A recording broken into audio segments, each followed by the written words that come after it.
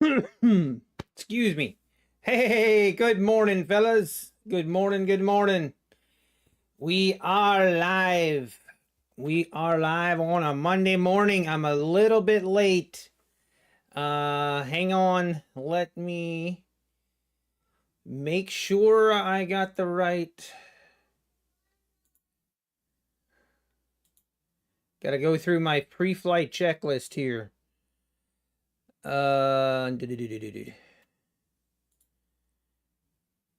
Okay, that's right, that's right, that's right.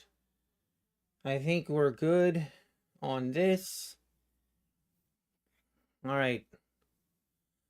Feel a little bit rushed. Feel a little rushed here. I'm a little bit late. Hey, good morning, everybody. Good morning. Timbo, Trading Ever After. Good morning.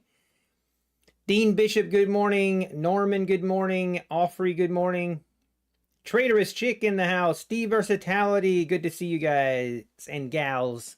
Good morning, Goan Trades. Good morning. Good morning, Het. Good morning, S. Scalping with Tom. Jose. R5 Studios. Good morning. Good morning, Black Coffee. Trader in the house. Neo. Good morning, Neo. Ace Undercover. UCLA Trades. Good morning, Trader Tate. Dave Mack. Go SPVC. Trade and Jazz. Mr. Wall Street. Mikey. Good morning. Good morning. Oh, yes. Wrong screen. Wrong screen. Here we go. There we go. 1 minute. Now we're on the right screen. All right. Everything's a go. Everything is a go. All right. I'm going to use discretion on my opening trade here. Last day of the year. I don't know what to expect from today's price action. I mean, the market volatility is still pretty high. I don't know. I was kind of going back and forth if I want to take the opening trade or not. So I'm gonna use a little bit of discretion here if I'm gonna enter or not. I don't know. Let's hope we can end the day on a good note. Today will be my last day of streaming for the year. Tomorrow morning we will be flying back to Ohio, where we will be spending the holiday, Christmas, and New Year's with family. So looking forward to that. Really looking forward to that. All right, market is open. The magic number is 620. 620 is the magic number. I did nothing but blow accounts through December. I'm sorry, Mike. Yeah, that's not a good time. Well, I did my share of. I'm still upset about losing my Tradeify and take profit accounts last week. That upset me so bad. I'm still not quite over it, but we're over it. All right, market going higher.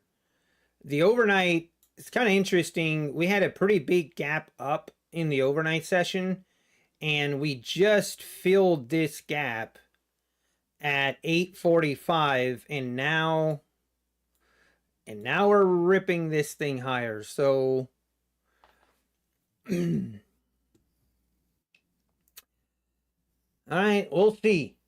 We'll see kind of what this price looks like. If we're going to be, I don't know, we're going to use discretion. 20 of 20 payouts approved over the 2 trading days. Let's go, Matty Matt.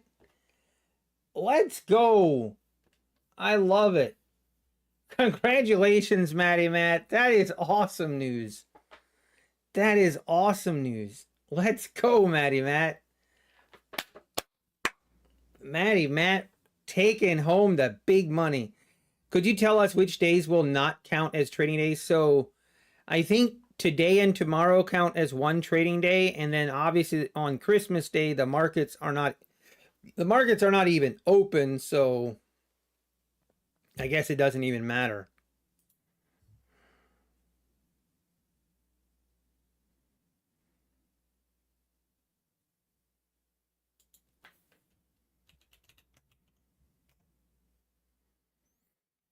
All right, markets, what are we doing?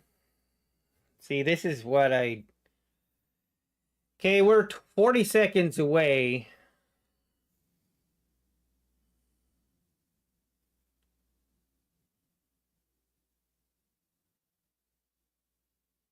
$20 seconds.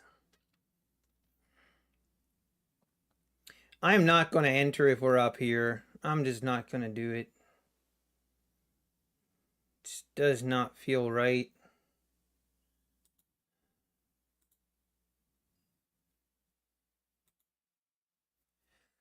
Man, do I... Nope. I'm going to wait. I'm going to pass. I might regret this, but I'm going to be a little more picky. If we would have entered, we basically were entering at the very high of the day, and I just don't like that. Our stop would have been basically, our stop would be right here below this candle. Might work out. This might work out, but even if it works out, I'm not going to second guess it. We are going to be okay with this. All right, testing the high of the... Okay, the high of the overnight session. Hang on, let's switch to the 2-minute chart. Hey, congrats. Oh, that's for you. That's for you, Matt. That's for you, Matt. Let's go. Wait. Okay, I thought there might be a glitch. It's not stopping.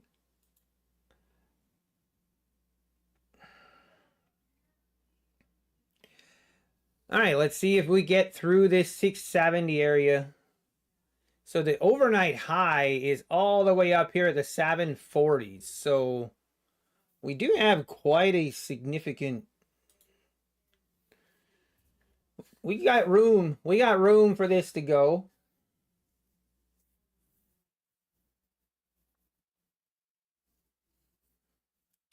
I wouldn't be surprised if we see a choppy open. Hey, good morning, MM. Hey, Cole, good morning. Asian Bearded Trader, good morning. Daniel, good morning. Micro, good morning. Rituala, good morning. Mike, good morning. Trusty Tran, Least Estimator, Cycling Grandpa, good morning, good morning. Trip Candy, good morning. Trip Candy, I decided, I mean, yeah, I'm using discretion on the opening trade today, just last day of the year. I would just, I don't know, I'm going to wait. I just don't want to start off, and I'm going to be pretty picky with my trading today. I'm going to take trades if I get a good, if I really like what I see. We get a nice trend going, I'll definitely take a trade, but I am not going to be rushing. I'm going to be pretty picky today. All right, market is not made it above this 670 area yet. If we drip, 625 is where my stop would have been if we would have taken the opening trade. So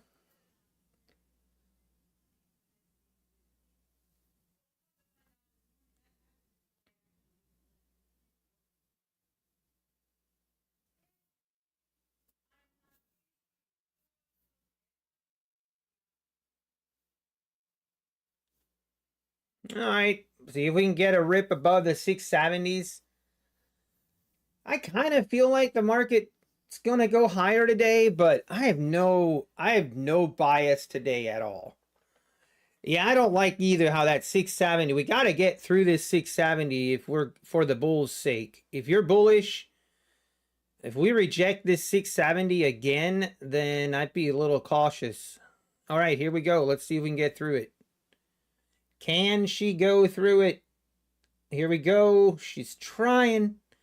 She pushed and she pushed and she pushed. I don't really know a good strategy for taking an opening trade. Always feels like gambling to me.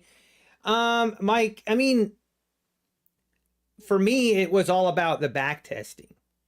Like, for you to be confident about a strategy, you have to have confidence in, if it's a mechanical entry, then it's all about back testing results.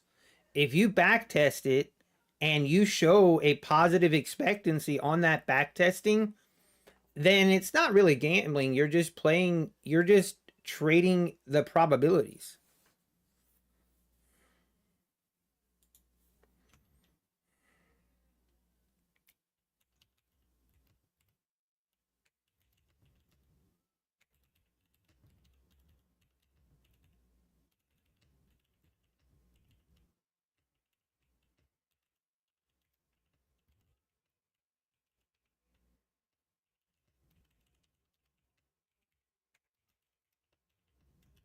And there I would have gotten stopped out. So very happy that I didn't take the trade this morning.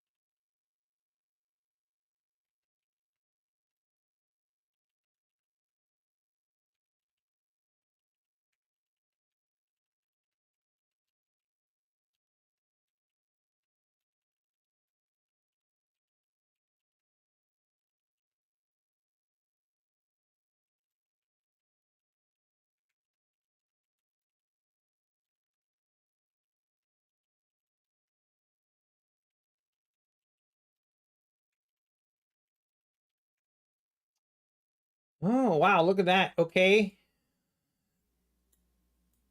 That was a test of the 625s. And now, maybe now we can get above the 670s. Maybe.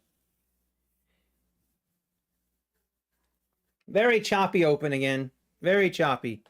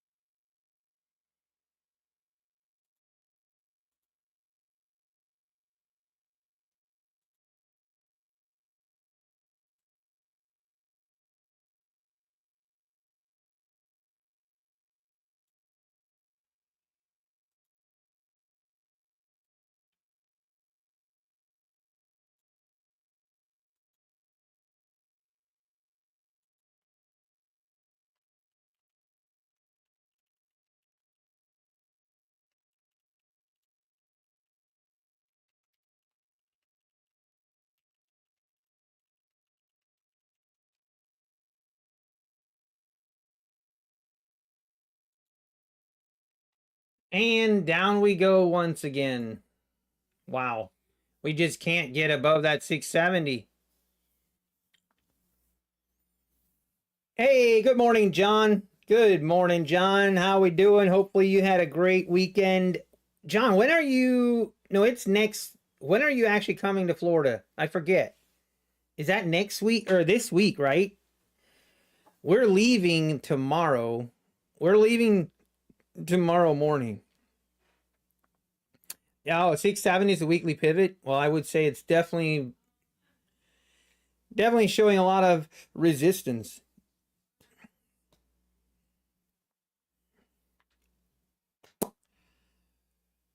I'm very rarely present this early in your stream. Yeah, Trader's Chick. I was ready to say usually you are not here this early. So the back testing results and everything that I did is basically at the 3-minute opening candle. If we're 5 points or more above the opening price, I take a long. And then my first exit is at the 5-minute closing candle. My second exit is at the 10-minute closing candle. And my third exit is at the 15-minute closing candle. And I move my stop to break even at my second exit. And I have a 100 tick stop loss. That's basically the strategy. That's what I back tested with really promising results. So that's kind of what I've been going for. Oh, the 31st, John. Okay. Thank you, John. Same to you. Same to you. I don't know where you're traveling from, but safe travels. Safe travels to everyone on this holiday season. I'm sure a lot of you guys are probably going to be traveling. So everybody, I wish everyone safe travels. Flying or driving, there's going to be a lot of people on the road, I'm sure. You've been having better lucks on the overnights, Dean Bishop. I've been kind of scarred. I'm not sure I'm going to trust trading the overnight again. I don't know. I will. I'll trade overnight, but man, did I mess up. I still can't believe it.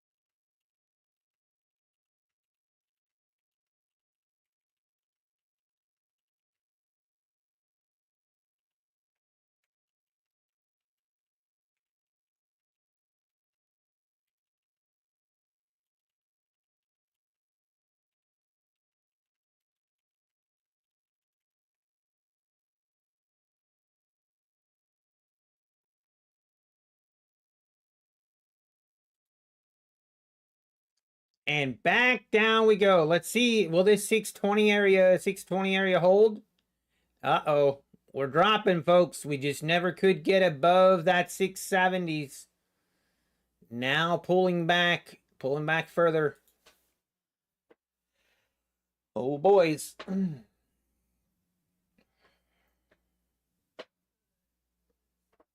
Yeah, the price action today honestly might not be great. Right before the holidays, I expect the volume's not going to be that great either. On Friday, you said you were trying to buy 21,225. What was the significance of that level? It was just prior the previous low, basically just the double bottom. If we look here, so where was I? Was this Friday? Yeah. So right here, we had made this low, and then we made this move higher. Somewhere right in here, I went to bed and I placed a buy stop order right here at the 225s right here. And stupid me forgot to put in a take profit or stop loss. And it was one of those things where I was busy, like actually working on a project right now. I was a little bit, I just wasn't focused on the trade that much. I kind of nonchalantly put the order down, and before I was doing that, I was actually playing with different ATM strategies. And I was going through and trying out, like I was setting up different ATM strategies. And when I did that, I deselected my ATM strategy that I usually use. And when I placed that order, I didn't notice that it didn't even put a take profit or stop loss in. So when and then I kept working. I got sidetracked, and then I got really tired, and I kind of forgot that I had a trade on.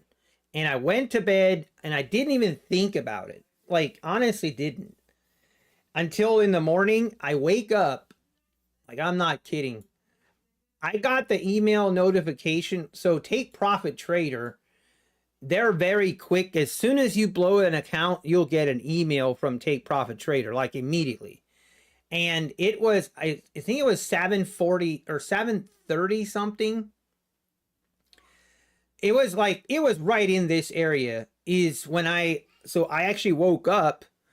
I woke up and I just quickly scanned my emails, and I see this email from Take Profit Trader that I had blown an account, and I'm just like, I mean, there was like a hot stab of pain that went all through my body, like, because at that precise moment, it came back to me.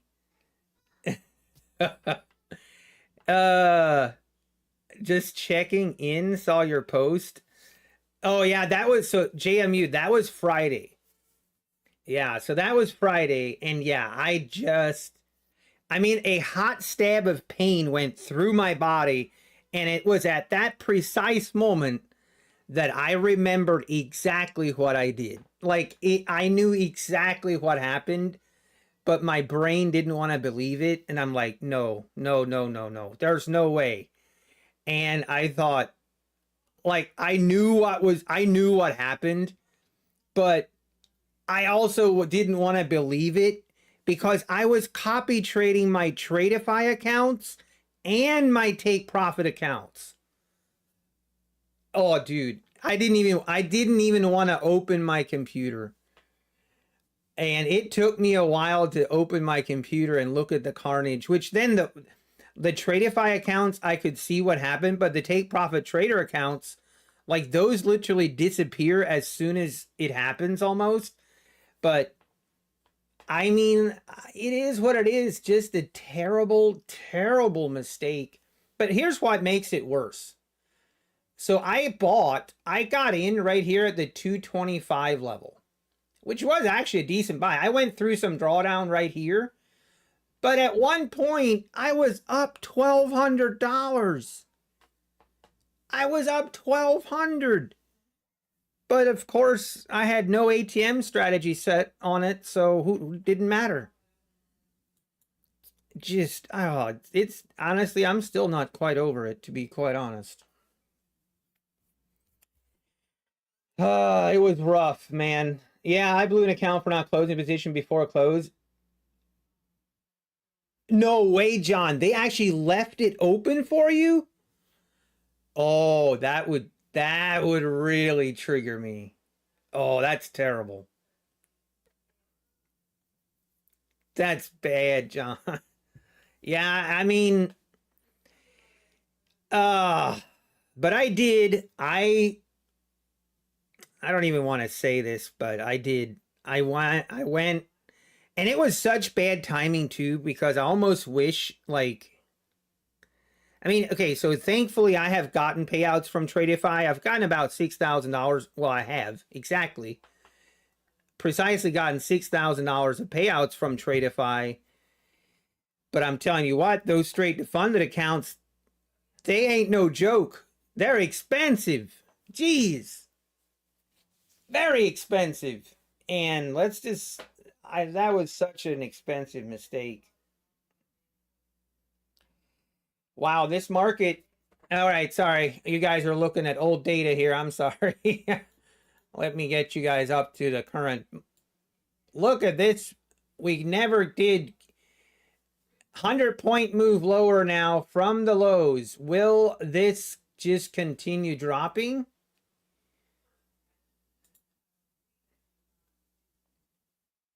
Let's see.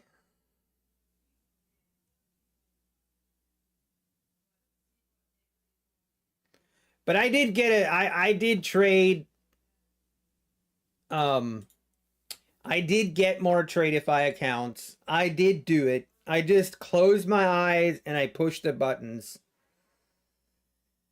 Oh, I better get a payout from those, or those are so expensive. I'm not used to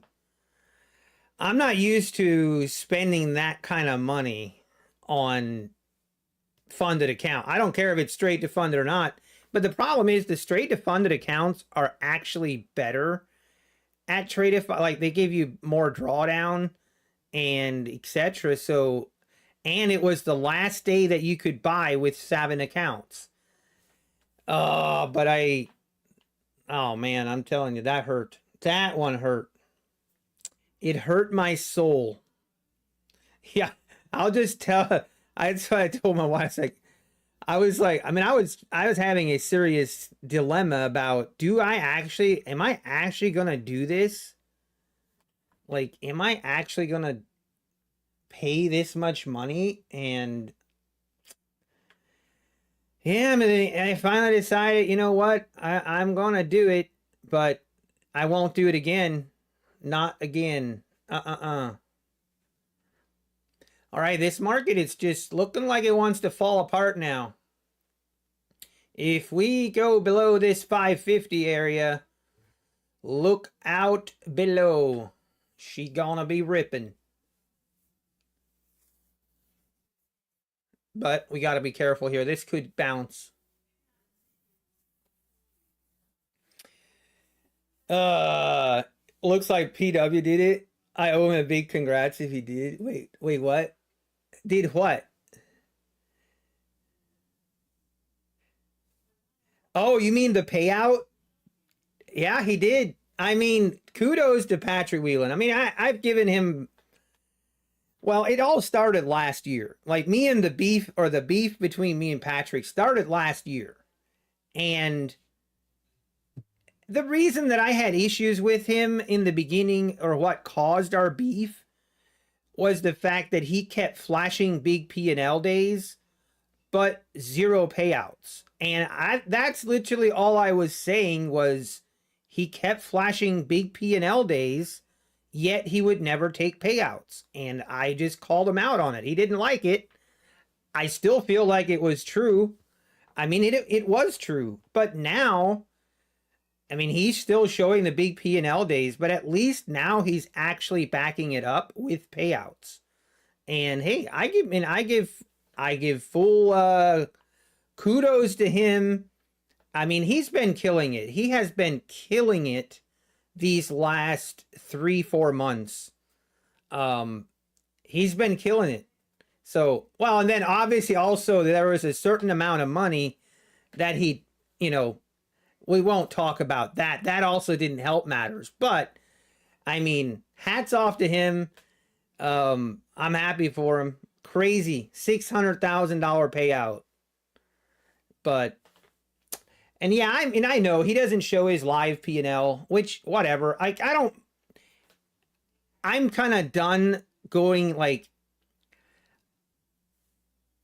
I will call out BS if I see BS, but I'm also kind of over the whole, like, the need to, like, I've come to realize that I'm going to run my YouTube channel the way that I see fit, but how other people want to run their YouTube channel, I'm going to let it up to them. Like, if they want to, you know, not show their P&Ls, they don't want to show their live trades, you know, that's their choice. That's not how I'd like to do it, but to each his own.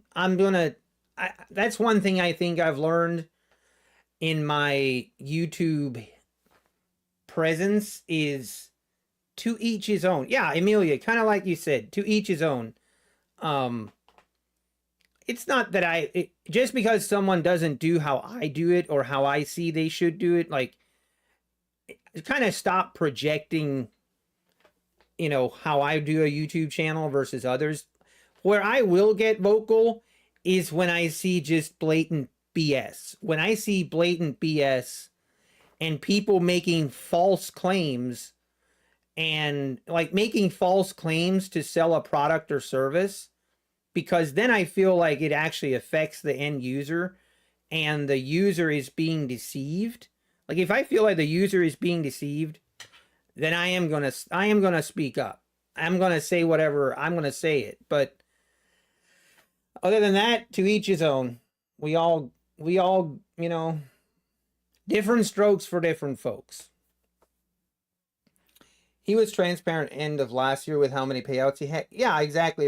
He even admitted to me, like, he even admitted that, you know, back when he was showing a lot of P&Ls and not getting actually payouts, that, you know, yeah, he was blowing a lot of accounts off stream, which is basically what I assumed was happening. But the problem that I kind of had was that was never, like, he would show some blowups, but he was obviously not showing everything. But again, to each their own. To each their own.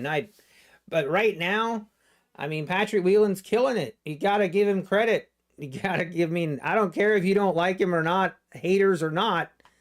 The guy secured a $600,000 payout. And, hey, that's impressive.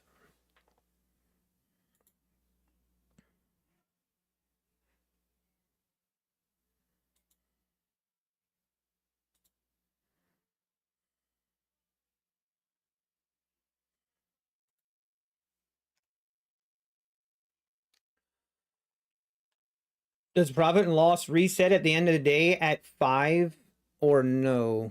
It resets at like 5:45 for Apex. I think it depends, but between 5 and 6. Do I trade a similar strategy as him, Mike Jamili? I don't know.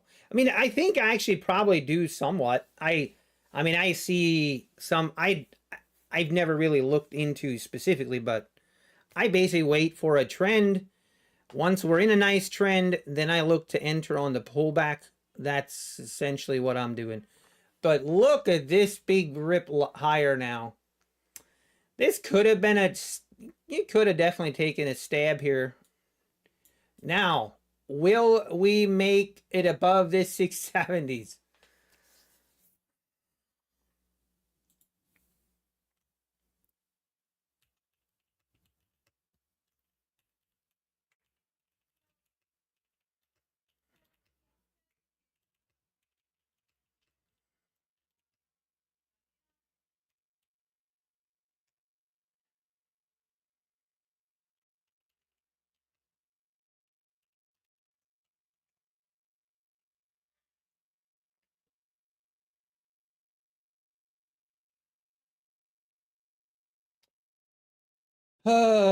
But I'm still trying to decide what I want to do. I think I'm gonna, well, so I need to be fully transparent. I want to say this now because I don't know what's going to happen with this, but I did a little bit of revenge trading on Friday. And so I obviously I got my new Tradify accounts, which though I didn't do anything with my Tradify accounts. I took one small trade, took another small trade today. By the way, my funded futures, I don't know I don't know. I can't pass a my funded futures account if my whole life depended on it. If my whole family's lives depended on it, I couldn't pass a my funded future account. So there's that.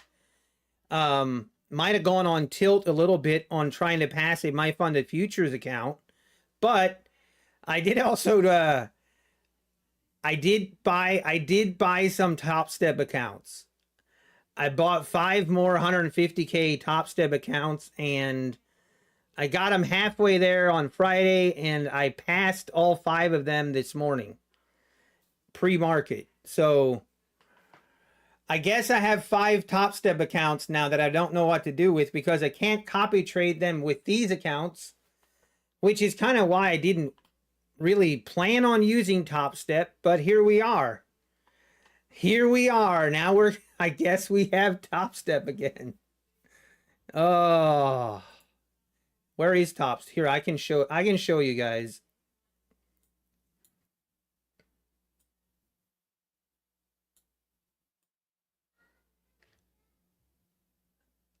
Here, you guys can see it.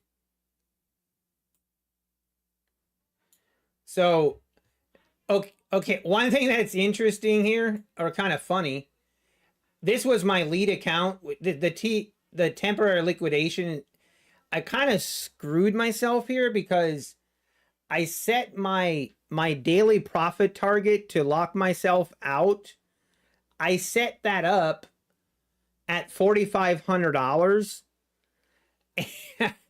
But excuse me. But unfortunately, I hit the $4,500, but I guess on Friday I didn't quite get it because now I'm $28 away from passing my lead account. The remaining 4 accounts are passed, but this account I'm $28 away. So I guess I won't get that account until like When would it be? Because tomorrow is not going to count as a day. So probably not until Friday when I'm up in Ohio. I'll try to pass that one. But yeah, I'll at least share my journey on these accounts. I mean, I'll just share them kind of periodically through the day. But I'm going to be honest, these accounts,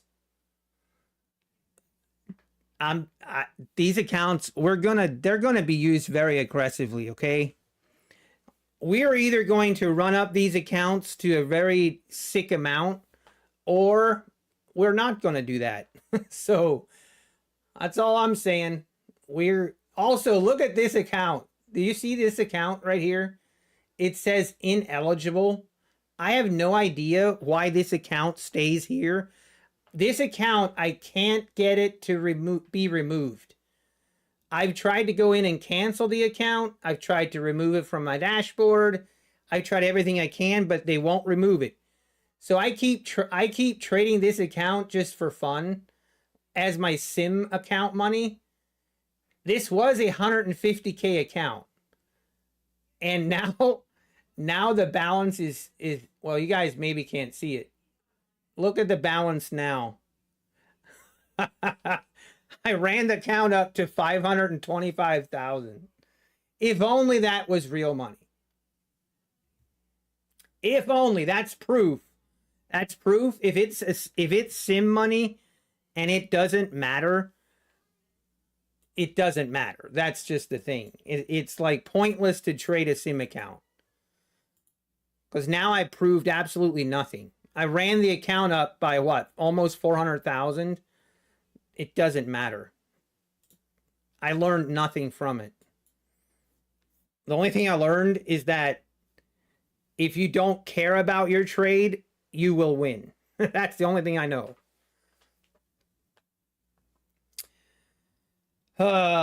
Anyway, here we are trading Top Step again. I don't know why I keep doing this to myself, but hey, I'm like, hey, if I can run up an account and get some payouts, I'll take it. I'm an equal opportunity payout taker. Oh no, John.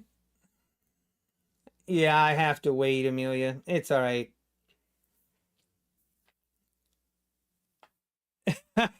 John, yes, you have to have a dumbbell or something to take out that angry energy. Yeah, I saw that, John. It's going to be a little bit chilly. Actually, it's going to be nice here in Florida, and it's going to it's not going to be too bad in Ohio, actually. So thankful for that. But then later in the week, I think it's supposed to turn.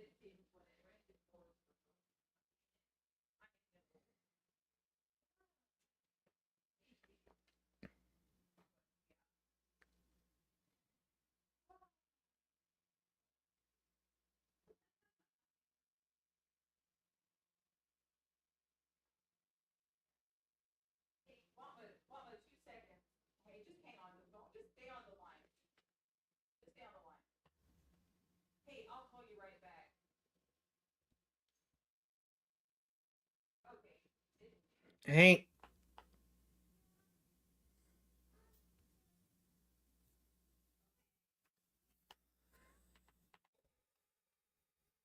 gotta be kidding.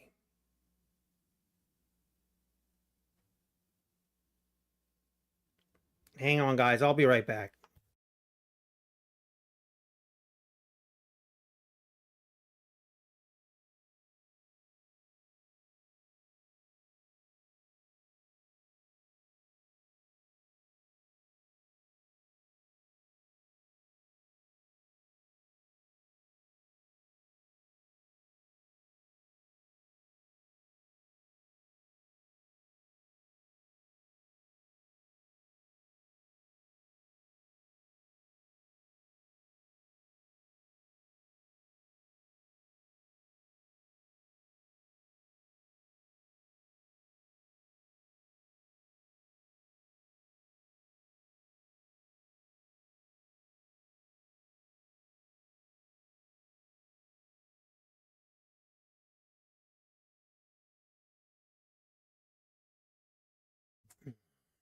All right, I'm back.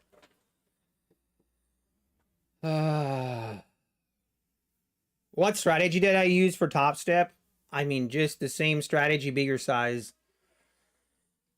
But the Top Step on Friday, on Friday it was pretty simple. Friday I made $4,500 in on this move right here. That was pretty easy. This morning I made the move.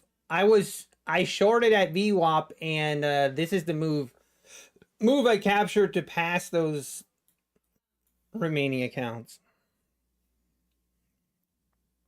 It's not rocket science, you know. It's not rocket science for sure.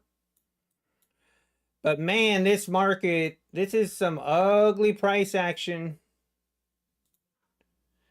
And now, are we going to rip through these lows? It looks like we might. Hold on, boys. Hold on.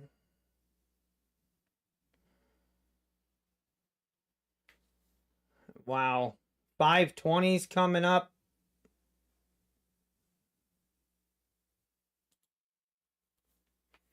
I don't know how I want to trade this. I'm tan. I gotta say, hey, I I go golfing so much, and I usually don't wear a hat when I go golfing, but I'm gonna have to start wearing a hat. But I also don't want to be one of those golfers that has like zero, like the tan line is right here. But I did get some sun yesterday. I'll be honest. We were swimming in the, and yeah, it got some sun. It's a little bit chilly. A little bit chilly. Did I see Tiger Woods' son get a hole in one? I did, Trader's Chick. I was watching. I was watching. Oh man, that was awesome. That was actually a really fun golf tournament to watch. That was really fun. Hey, good morning, Rad Poker. Good morning, Rad Poker. How we doing? John Lee, good morning. Miss Trading, good morning. Dabda, good morning. Jose, good morning, everybody. How's everyone doing? If I missed you this morning, I'm sorry. KM, I see you. No bodies, good morning. Vin, how was it? Hopefully you all had a great weekend. We actually had our Christmas exchange here at home. We had a Christmas exchange here at home. You know what? Hang on. I got to show you guys one of the gifts my wife got me. Give me 1 second.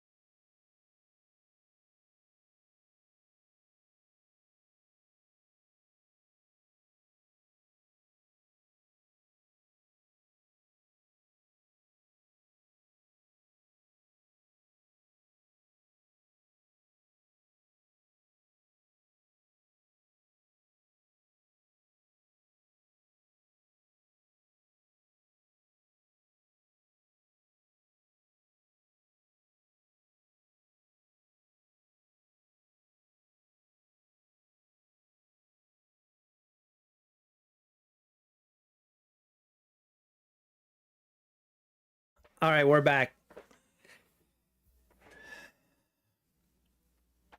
Hey, can you show your chart color details? I don't know what do you mean? Chart color details. Red, I don't know.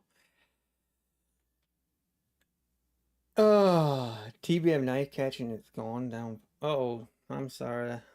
Hey, how we doing, Jen Wu? Will tomorrow count as a trading day for Apex? I don't believe so, Mike. Today and tomorrow counts as one traded day, and then obviously on Christmas Wednesday there is no trading. It's closed. So then it'll just be like normal on Thursday, Friday. So I think that's what I think anyway. All right, market trying to get a bounce going here. Like it's 10:14. I'm gonna wait to take a trade until after 10:30. I think we could make a move higher now, or we're gonna stair step this down. I don't know what to expect, honestly. I am pretty clueless today. Usually I trade best when I don't know what happens. If I come in with a strong bias, that's usually when things go wrong. Oh, but here guys, this is what my wife, one of the gifts that my wife gave me. It's pretty funny. Look at the first one. Oh, come on, focus. Focus, camera. Hello? Why is this camera not focusing?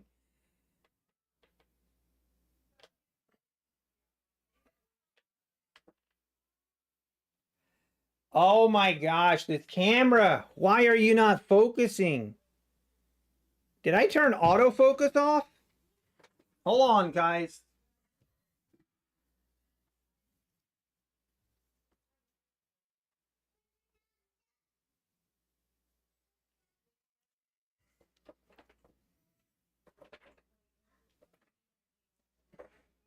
There we go. So that's one side of the coffee cup. And then this is the other side. Best day trader ever. Nutty. Let's go. That was one of my coffee cups. And then this was my other coffee cup that my wife got me. You're a great day trader. Very special, very talented, really terrific. Everyone agrees, believe me. Oh, that's too funny. uh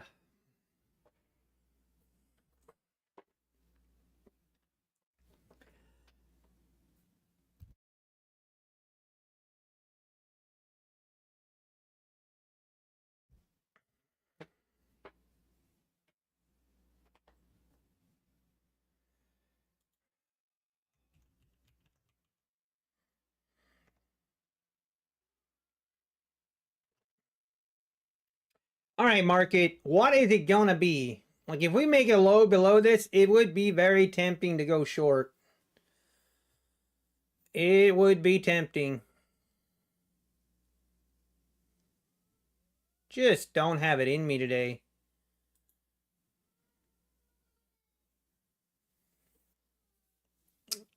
Market closes tomorrow at 12:15. Yes, 1:15 Eastern time is when market closes tomorrow.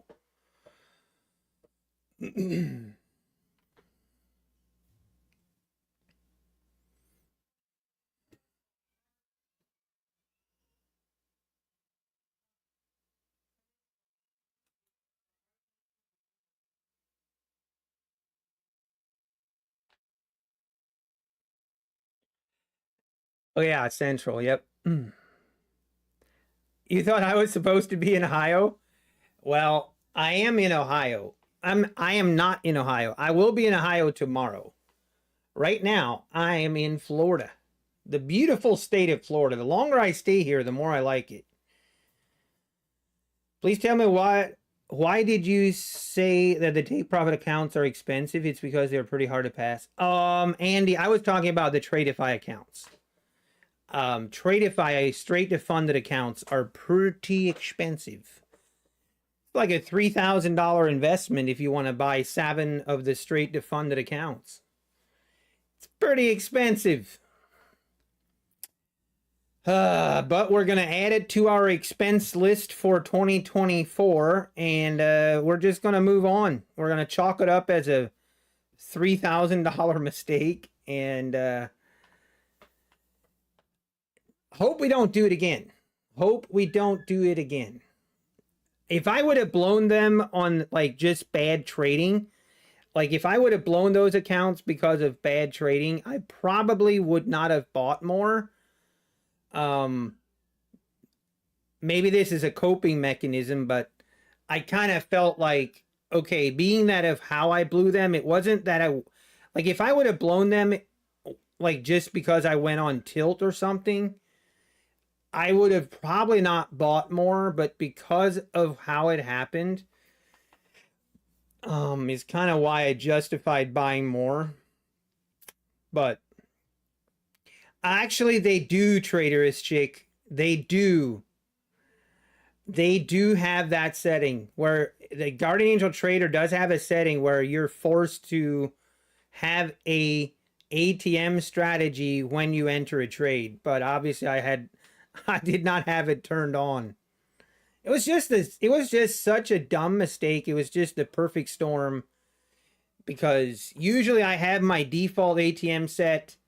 It's pretty simple, and this time I was messing with my ATM strategy, and I was basically, what I was doing is I have so many different ATM strategies, and my OCD was bugging me, so I was going through it and cleaning it, like removing old ATM strategies like I don't use anymore. And when I was doing that, it ended up where I didn't have an ATM strategy selected when I placed the trade, which then, an hour later got filled.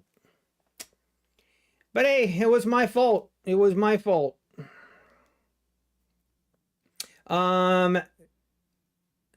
Yeah, I feel like they have, John, but I shouldn't say that, John, because here, like, a big part of the reason I don't use Guardian Angel Trader the way I used to, like, I don't have it set per account.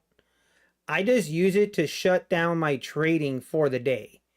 And like, so I don't really know. It's been a long time since I've had it set where, each account, if you hit a data loss limit of X, Y, and Z, you're locked out for the day.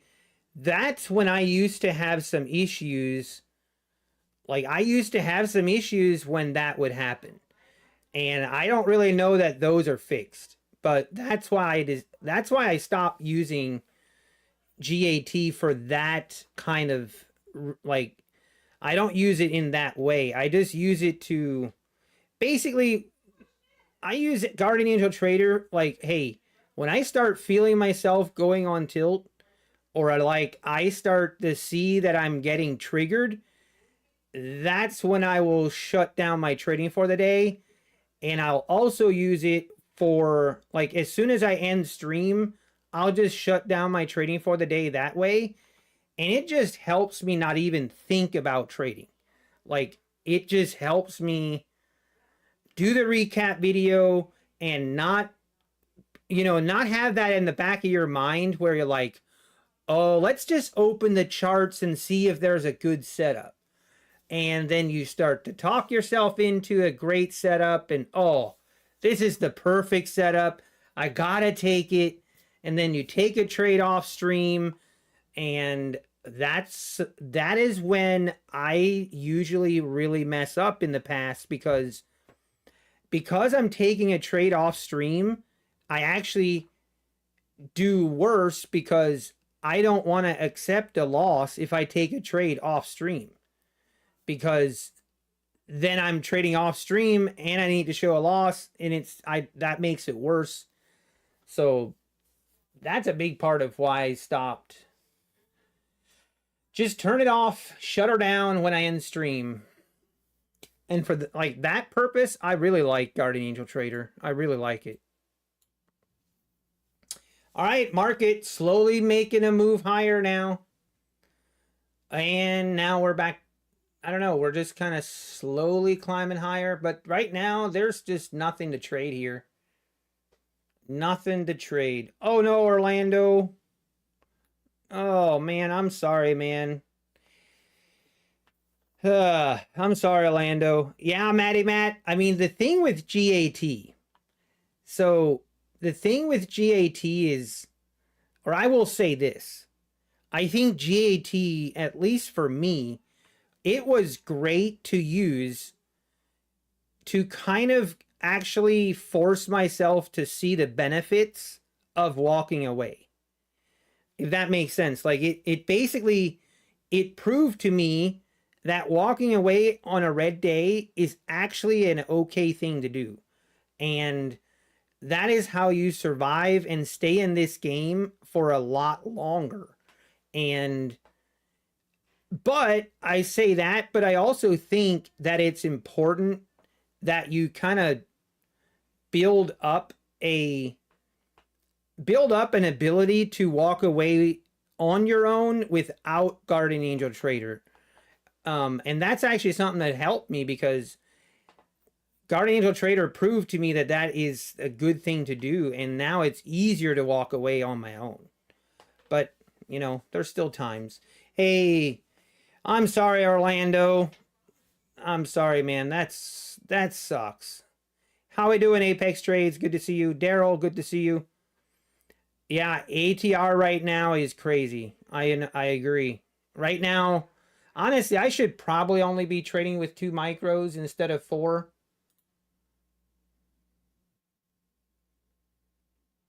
But I don't want to do this.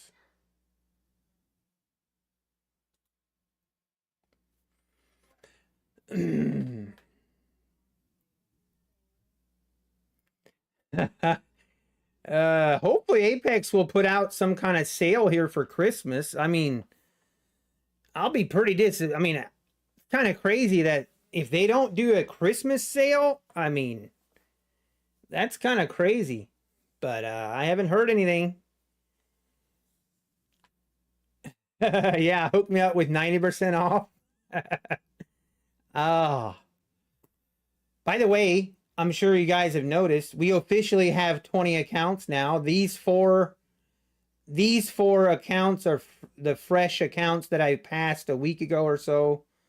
And I've just been waiting to activate them until I get these accounts closer to that 50,000 threshold. So going forward, we'll be copy trading all 20 accounts and my 1 live account. Also, of note, guys, this live account, I did trade this live account on Friday. I traded 1 micro. I traded 1 micro on this big move higher on Friday. I forget where I entered. I think I entered like somewhere right here. And I got a $500 profit on my live account trading 1 micro. Friday was crazy. I mean, this market just went crazy. I did not trade any funded accounts. I mean, I guess my live account, but I didn't feel safe trading any funded accounts, but I traded evals and that live account. So that made me feel a little bit better. A little bit.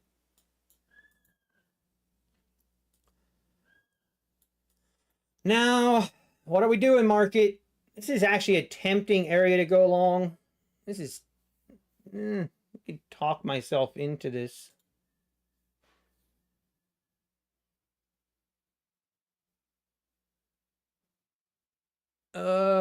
Boys. Do we want to do it?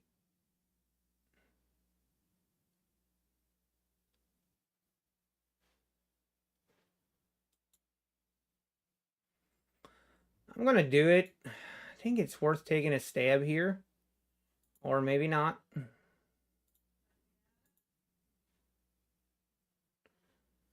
I'm just going to have my stop below these lows.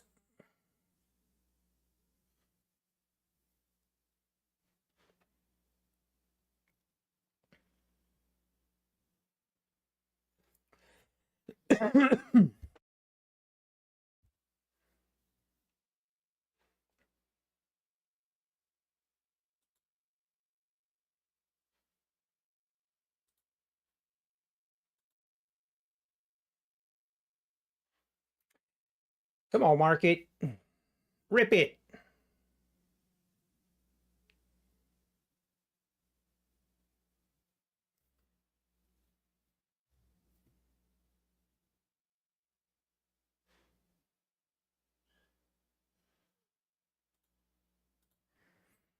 All right, I'm going to see if we can't get a little bit of a runner going.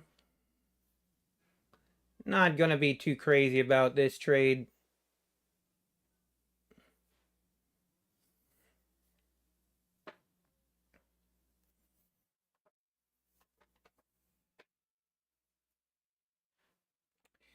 Come on, we got to rip it right here.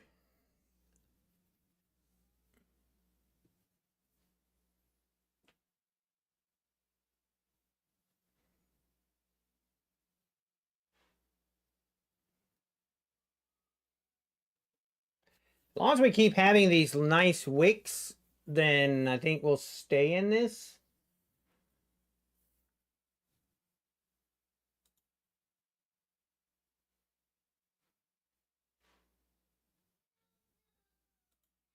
And we might be... It's not looking good for the runner. Not looking good.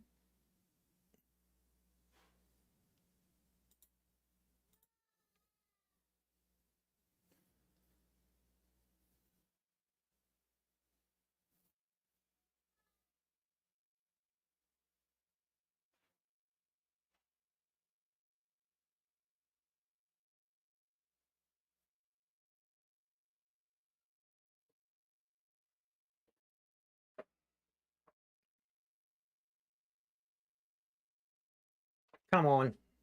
Come on, just... All right, we might need to just... Okay, maybe. Maybe. Now rip it. It's trying. It's trying.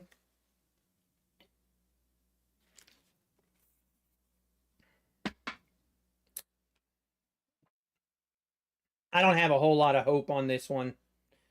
I think this is gonna... This might fall apart and make new lows.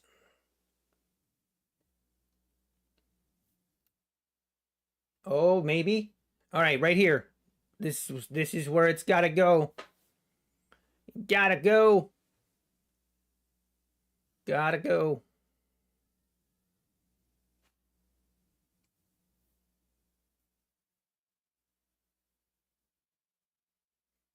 Eh.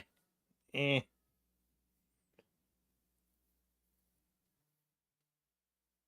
Come on, just break above this 550.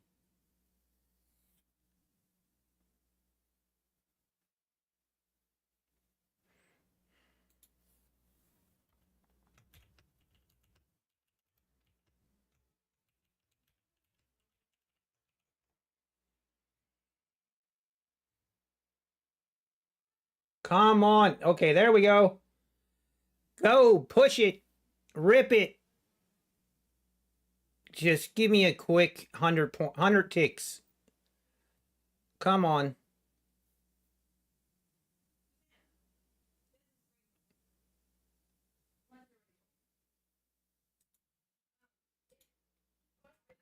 All right, we'll take it.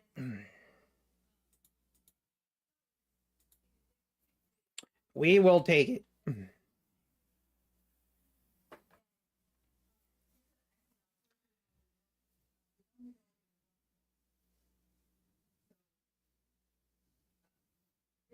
All right, let's see. Is this just going to keep going?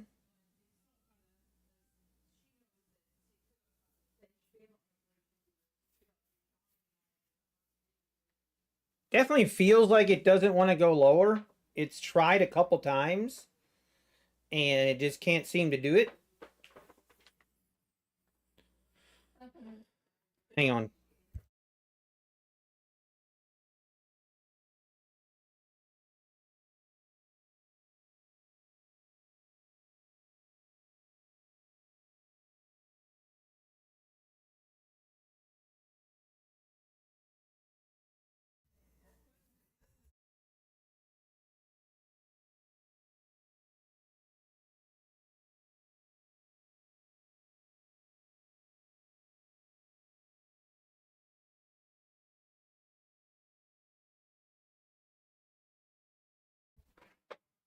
Oh, wow. Look at that fall apart. All right, back down. Back down we go. Pretty fortunate on that trade. Pretty fortunate on that trade, to be honest.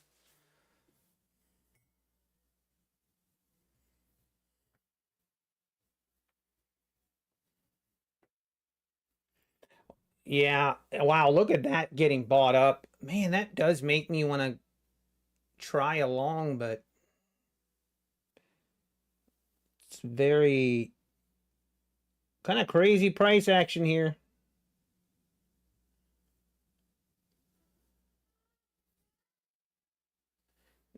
Volatility is still pretty high. Volatility is pretty high here.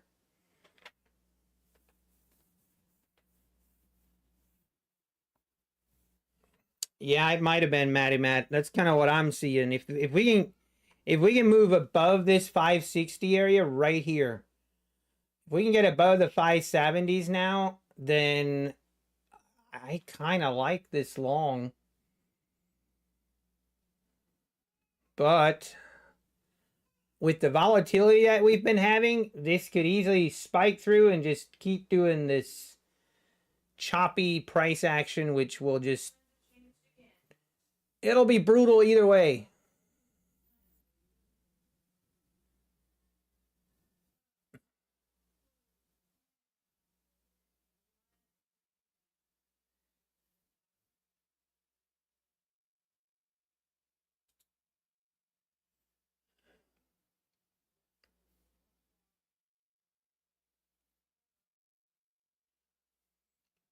Man, I'm tempted to take another stab long.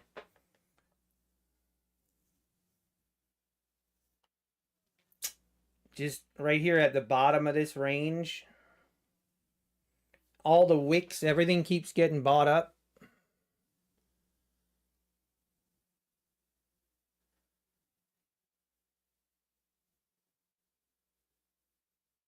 Ugh. Might as well wait. Remember not to be too aggressive today.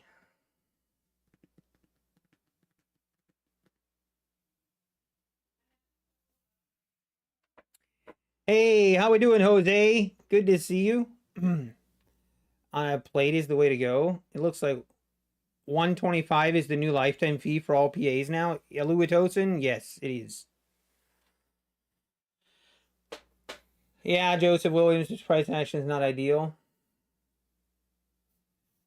Pain over pleasure usually is how it's usually how I do things. The harder it is, the better. uh Ain't that all of us? Uh Up 250 on my Tradify straight funded account. Let's go, Reggie. Awesome. Yeah, right now it's just barcoding, but I did kind of like a long right there at the 540s again, but we did not take it. It's all right.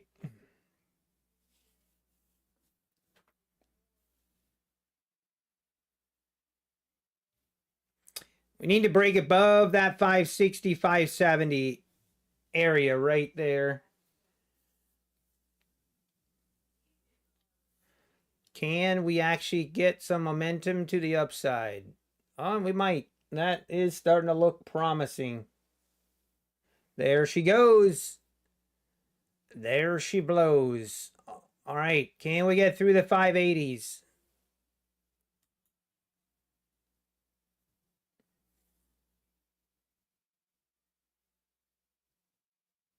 It's looking very bullish now. Oh, I wish I would have taken that at the 545s there, but oh well.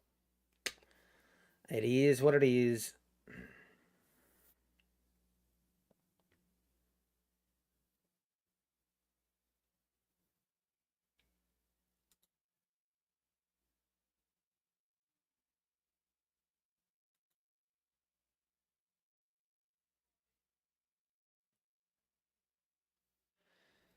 Now the question is this going to keep going?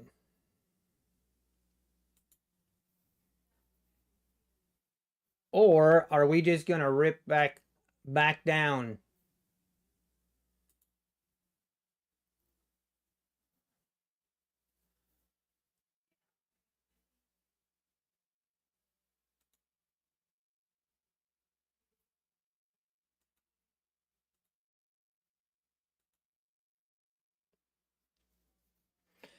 All right, 590s, 600s I'll be next.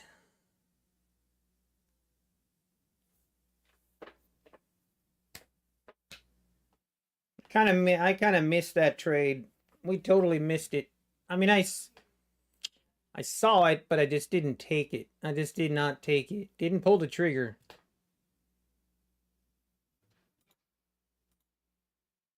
All these long wicks were a sign. They were a sign. Got 10 pads. Gives me 2 days tonight to get to 20. Oh boy, here we go, Matty Matt. We need a Apex. We need a sale from Apex or we riot. Oh man.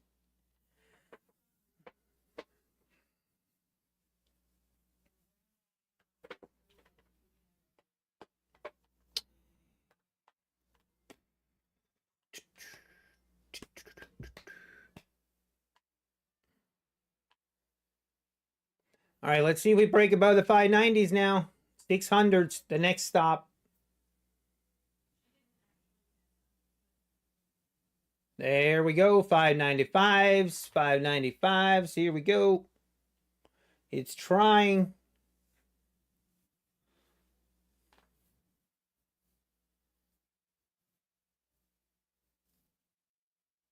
Man, I wish I was in long right here. Not here, but I wish I was in long from the 545s. Be a great entry.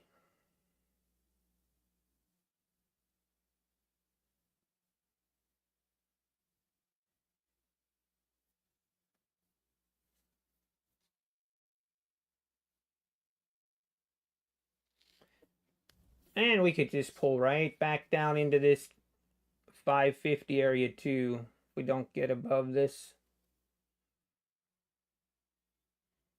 All right, here we go. It's trying.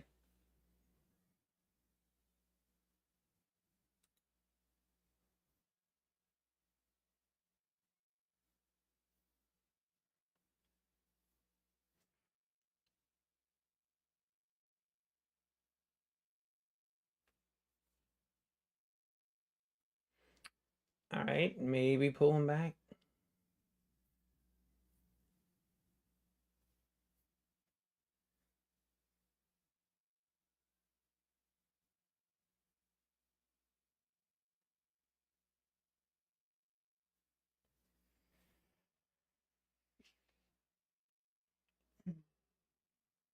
Is Apex still rocking a consistency rule? A-Ride? Yes. They still have a 30% consistency rule on their funded accounts. What's my general daily profit target, Stuart? I mean, honestly, I'll take as much as I can get, but like if I would hit $400 profit per account, that's usually like where I would like, you know what, time to shut it down. But even if I get to $200 profit per account, I'm pretty, I usually slow down quite a bit.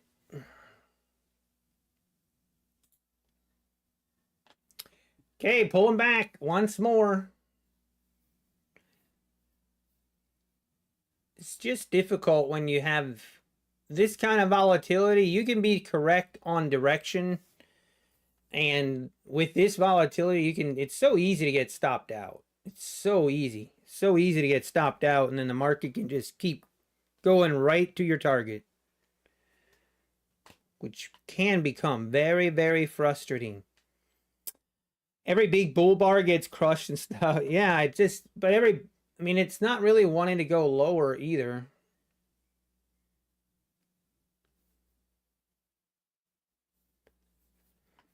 I guess we would have to say that technically for the day we're in a downtrend. So maybe at some point okay, this might be it. Here we go. Maybe we just sell off, make new lows. That could happen.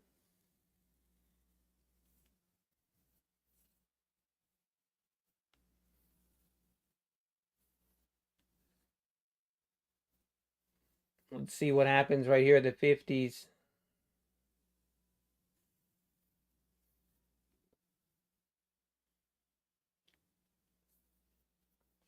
Hey, nicely done, Sarhan. That's awesome. Hey, how we doing, Mo?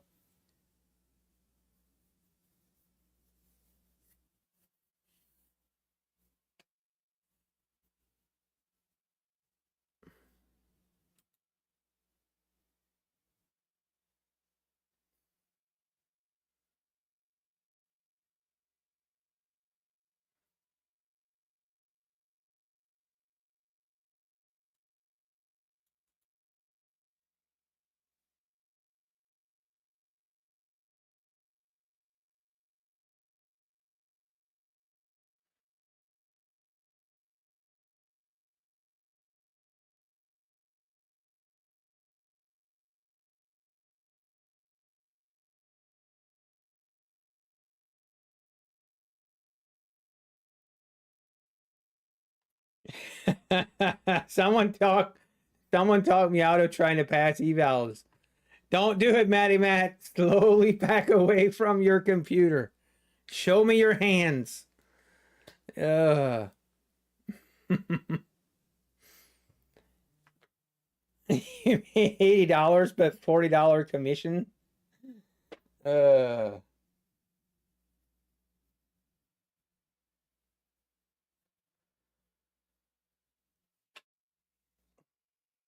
Okay, good, good. uh. And here we are again at the bottom of this, right back down to the 50s. Just feeling pretty. It's just choppy, to be honest. It's just choppy. But if we fall apart here, I kind of want to take a short.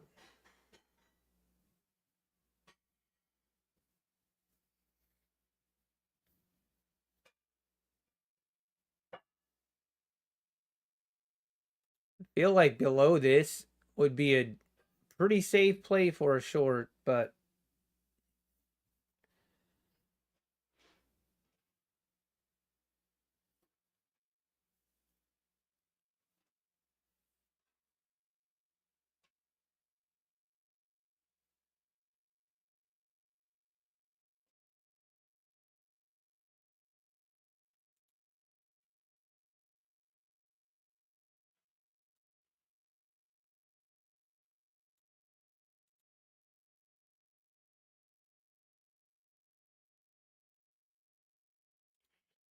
all right. I'm not going to be too aggressive. She might want to rip it.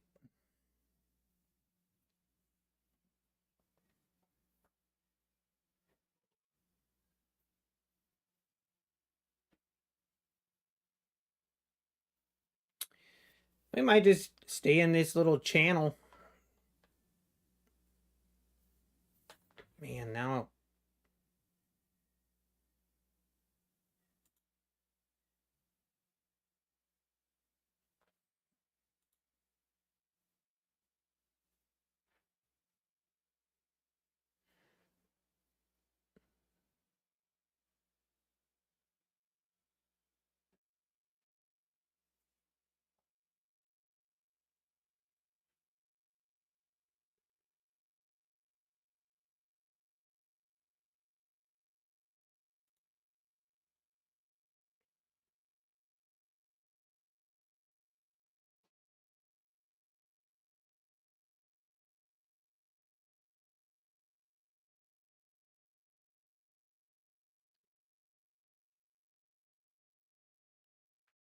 This really got me tempting here.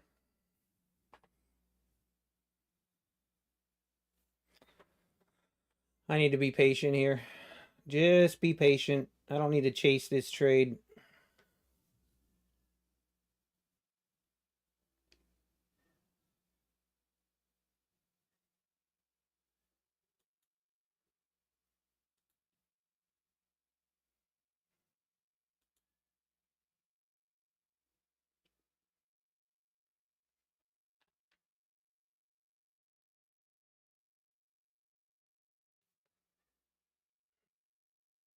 Man.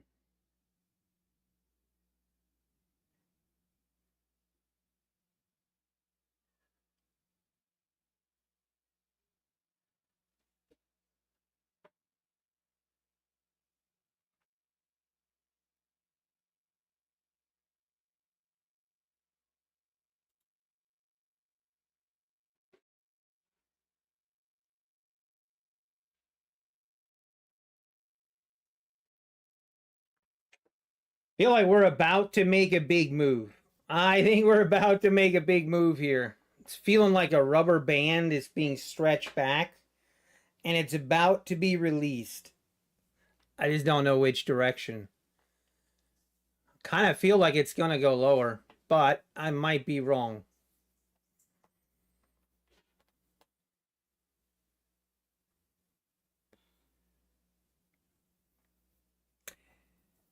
Oh, de-versatility. I hear you, man. I feel I'm going to try to be very careful with my trading from here out. For the rest of the day, there's just no need to be aggressive. No need. Famous last words. Famous last words is right. That was my wife. She knows me well. Check the 15-minute candle if you want to see some ugly dojis. Oh my, I can only, actually I am looking at it. That is ugly. That is ugly. Okay, market, what's it going to be? Make up your mind. I'm so tempted to go short here, but I am not allowing myself to do it. Ugh. Now I want to go long. If this wick holds, man, I mean technically I should go long. Oh my goodness. Oh, I'm not gonna do it. Just wait. Oh my, I almost need to though. This is actually a decent setup. Ah, I just talked myself into it. See? I did it. I did it. I mean, I like it. We gotta take it, right? We gotta take it. We're gonna take our profits here pretty directly. We're not gonna mess around.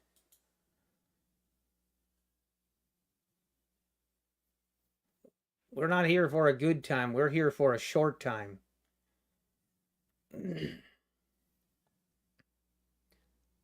Now I'm already getting nervous. Yeah, I'm having regrets. Lots of regrets. Big regrets. The most regrets. Oh, why did I knew I shouldn't have taken this trade. Come on. Give me one more big wick.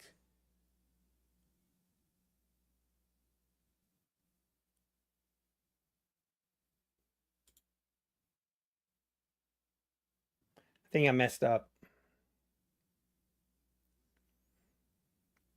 It's gonna fall apart. It's gonna do it. My own fault. I said not to do it and I did it anyway.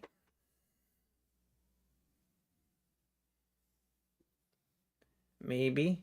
Maybe I need to leave the room.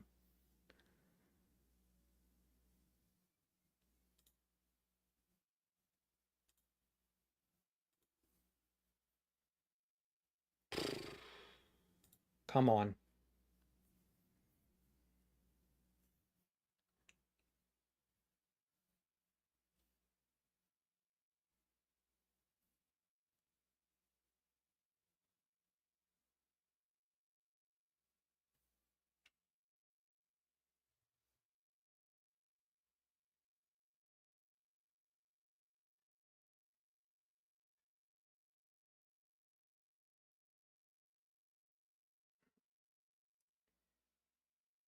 I don't like this at all. Do not like it at all. We're gonna, you know what? We're gonna take our punishment. We're just gonna take our punishment. We get stopped out, we get stopped out. We deserve it.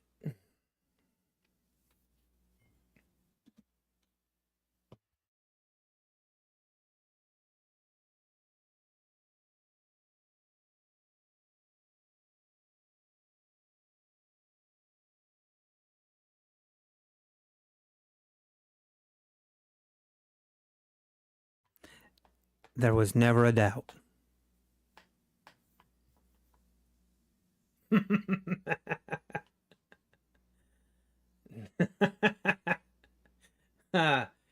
What's the saying? I'd rather be lucky than good. I don't even know.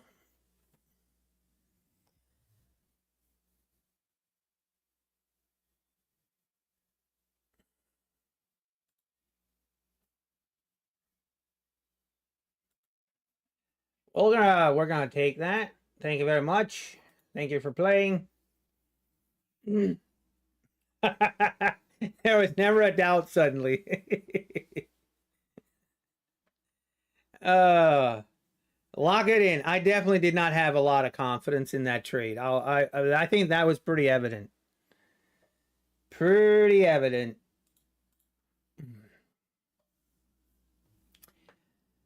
All right. Hey, maybe we even break out here. I should have maybe kept a runner? Question mark. But this wick right here is kind of what changed things for me into, if we, this wick here was like, okay, we got to take the long. As hard as it was. Yeah, if it looks like it's going down, go trade higher, trade longs. In this market, that might not be a terrible game plan, to be honest.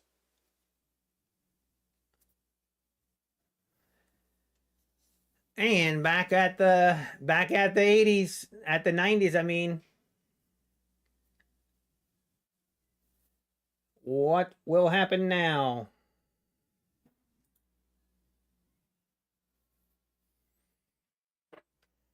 Oh my goodness. Watch this thing come all the way back down again.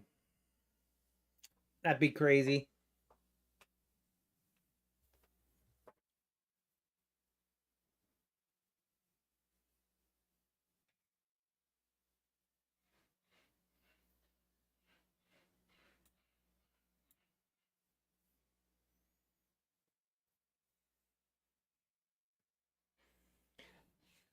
Oh, yes, let's go. My 50K. Oh, no. We can't celebrate yet. We have one 50K account remaining. This one right here. We're $10 away, and then all the 50Ks are back above the starting point. Finally. What do you need to get that 300K amount to? You know what? That's a great question. We're at 5,600 in profit, actually. I didn't even look at... Geez, maybe we need to start looking at things. What? Look at this rip lower now. See this? This is what... This is crazy. You just never trust the market. Never trust the market. We traded this range pretty good. Oh my word. Let's go lower. Do we go short? Do we do? Oh, we want to play with fire? Nope, we're not touching nothing. 7,500, I think, is the... Is it? Am I right on that, guys? 7,500, I think. I think it is. Thank you, Pays a Trader. Thank you. Still only 500 withdrawal. I know. They need to fix that. 100%. They definitely need to do something about that. Man, is this still gonna... Is this 540? This 540 area has been holding really well.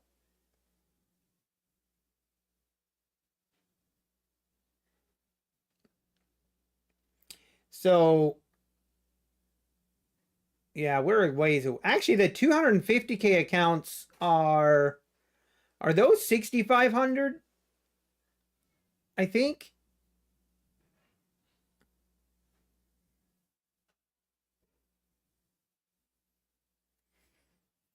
I think.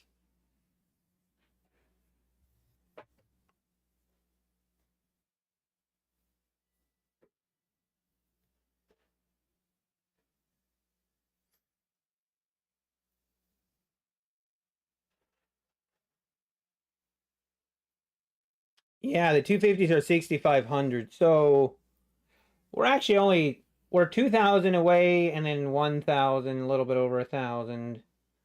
And then the 150Ks are 5,000, right? I think. I think so. If my math is mathing correctly. Which is kind of this is perfect, because if I just keep trading these accounts, and once the 50K accounts get to $2,600 in profit, all of these accounts are also going to be ready for a withdrawal. Some of these are actually going to be well above. Trying to think, maybe I should ratio this one down a little bit. Maybe.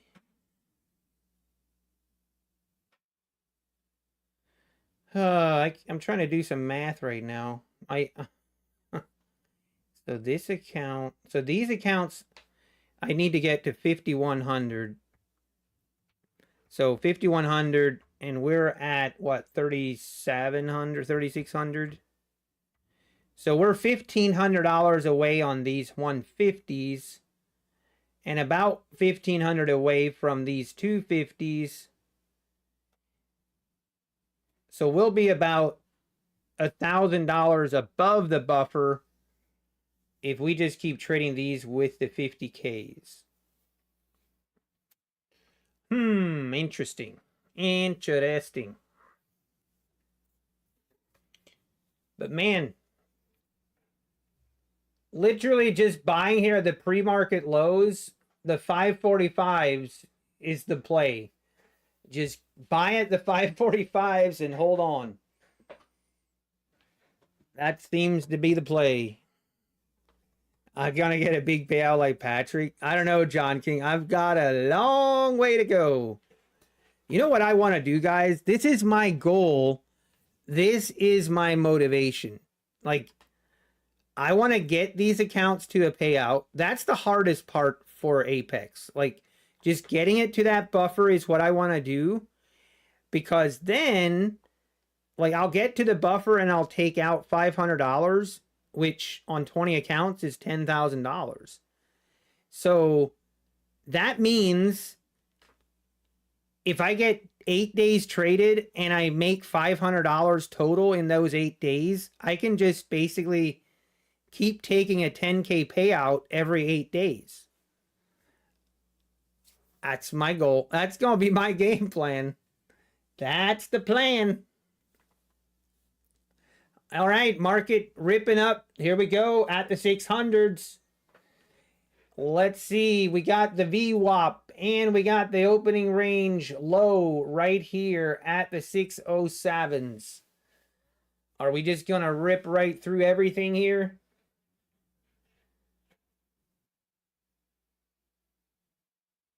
Feel like we will. Feel like this is just going to rip it higher now. But I am not going to take a trade here.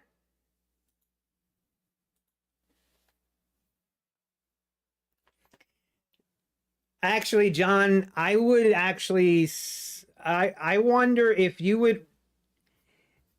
So well, actually, now that I had to buy more Tradeify accounts, and I had to buy more Take Profit accounts, and I had to do some My Funded Future resets, my expenses for the year are probably around 43,000. Actually, probably closer to 44,000 for the year. So 44,000 minus 198,000. is 154,000 profit. And I mean, we know that in fees, I don't even know. I don't know what it is. I'm not going to try and figure it out but by the way, I saw that so Brian Stonk, which I mean he's a really good trader. But he was sharing how he has spent 150,000 on prop firms in the year 2025. Geez, that's I thought my 40,000 was kind of crazy. That's I mean he has like 600,000 in payouts, so I mean that's still a good return obviously, but I mean wow. See, that's like I don't want to be like that. I really don't. Next year my goal is to keep my expenses less than $10,000 but still get like 200,000 in payouts or more. That's going to be my goal. Will I achieve it? I don't know, but we're going to try. Patrick's payout is very questionable. No, it's not, Pips Hunter. It is very legitimate. I mean, Pips Hunter, just go on his Twitter account and you can see the history, but I can assure you it's legitimate.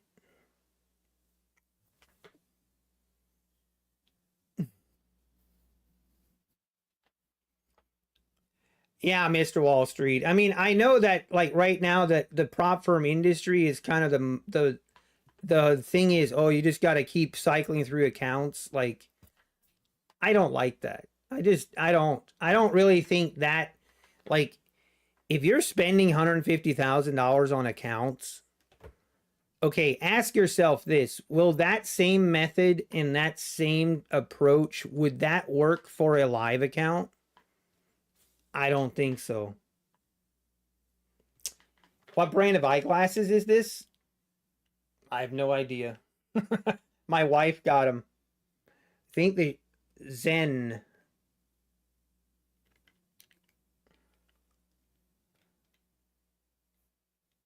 It says Seni or something like that. I don't know. Yes, this is Ninja Trader. How many contracts do I enter in a trade? When the volatility is really high, like it has been the last week, or, you know, not quite a week, but usually then I'll do 2 micros. But if it's normal volatility, I'll trade 4 micros as a standard.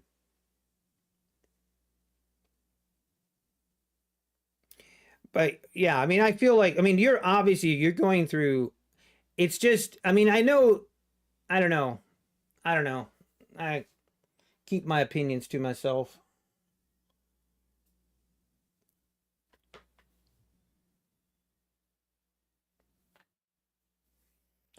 Okay, Zenny. Yeah, that looked like it. What is the 4th column from the left?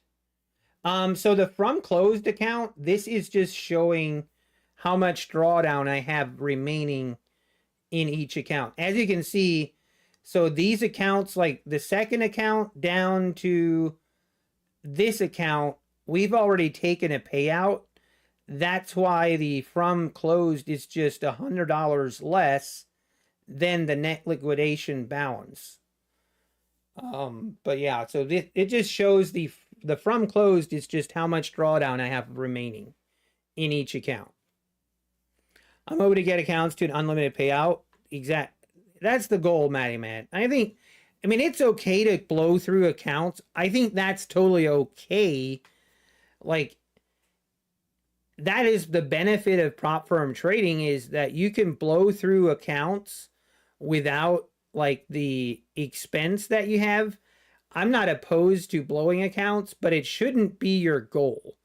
Like, blowing accounts is going to happen. Like, it's just going to happen because we're still learning, or at least that's what I look like or what I look at. But blowing accounts should not be a strategy and it shouldn't, that should not be the goal. The goal should be to get accounts, to keep accounts, and to slowly grow those accounts and to continually get payouts from those accounts. Like, I feel like, I mean, that should, if I had, okay, let me put it this way. I would be way more impressed if someone had their original 20 accounts and they received $40,000 of payouts in 1 year, but they did it all on the single same 20 accounts. Then I would be way more impressed with that than I would be with someone that got 500,000 in payouts, but they have $150,000 in prop firm expenses. I would much rather give my money to the guy that has 20 accounts, kept them all year, and has 40,000 in payouts.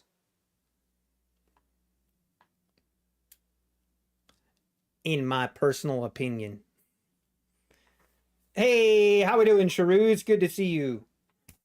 But hey, I'm as guilty as anyone. But I'm saying, like, that's my goal, is to keep the accounts longer, and I really don't want to blow through accounts. Which I don't think anyone does.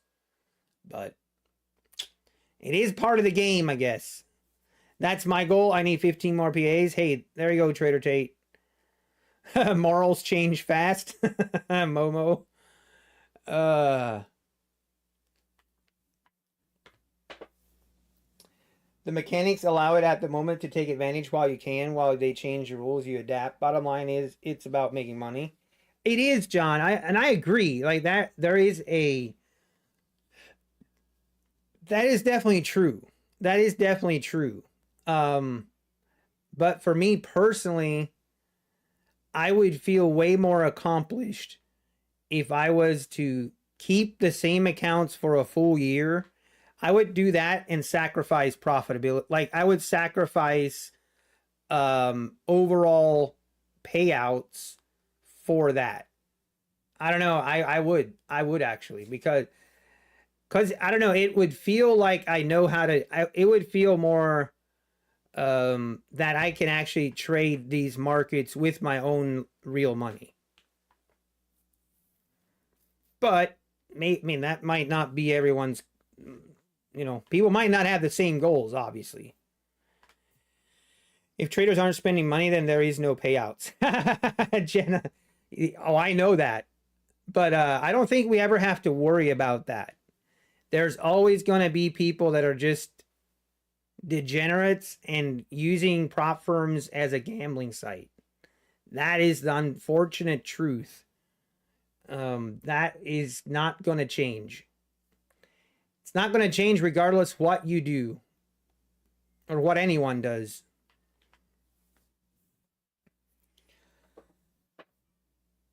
Yeah, John. I mean, I think that's a very valid point. I don't think there's anything wrong with that approach. Like, for me, I would prefer, if I had a choice between the two. Let's say you have a choice between the two, hypothetically. Let's say on one hand, you can choose that you have 20 accounts from multiple different prop firms, whatever. Doesn't matter whose prop firm. And with those 20 accounts, you keep the same accounts for all year long, and you get $100,000 of profits. You get $100,000 in payouts. On the other hand, you get, you know, you cycle through accounts and you get $300,000 in payouts, but you spent, you know, $100,000 on prop firms and evals and activation fees. Which one would you choose? One of them you make $100,000 more. I don't know. I guess money still talks. So I would actually, if I had to choose between the two, I guess I would probably have to think about that a little bit. 100,000 isn't money. I mean, that's real money. And I guess, I don't know. Maybe I would choose differently now that I really think about it. Over 5 years, that's a $500,000 in your pocket. Yeah, that's just what I thought, John. Maybe I just outed myself on that one, but I would have to think about it. I would have to think about it. I don't know. I don't know what I would. I know I would feel more accomplished as a trader with the 20 accounts and only 100,000 in payouts. I know that. But I don't know which one I would pick. You're right. Everyone prefer to be profitable without the need for props. Not about the money, about proof you can make it alone. Exactly, S. That's exactly how I feel. Because I want to feel confident that, okay, for example, if prop firms disappear tomorrow, I want to have the confidence that I can trade my own live account and actually make money. And I don't want to have to then switch to a different strategy and completely change how I trade and relearn everything because the prop firms aren't here anymore. Because then I feel like I'm doing all this for like nothing. Because the goal for me anyway, the goal has always been, the goal has never changed for me. The goal has always been to learn how to trade and to be consistently profitable. And if you're blowing through $100,000 worth of accounts, there's something wrong. Like, I don't care. Like, I don't care how much you have in payouts. There is something wrong with your method. Not saying you're doing it like, I'm just saying like that is not a sustainable method in a live account. Maybe you're doing it on purpose and that's just part of taking advantage of the prop firm model. That's okay. And maybe you can easily switch to a different type of trading with your own money and still maintain profitability. You know, if that's the case, I think that's fine. But I do think if prop firms were to disappear tomorrow, I think it would highlight and expose a lot of traders that they are only profitable because of prop firms. They're not profitable because of trading. There's a big difference.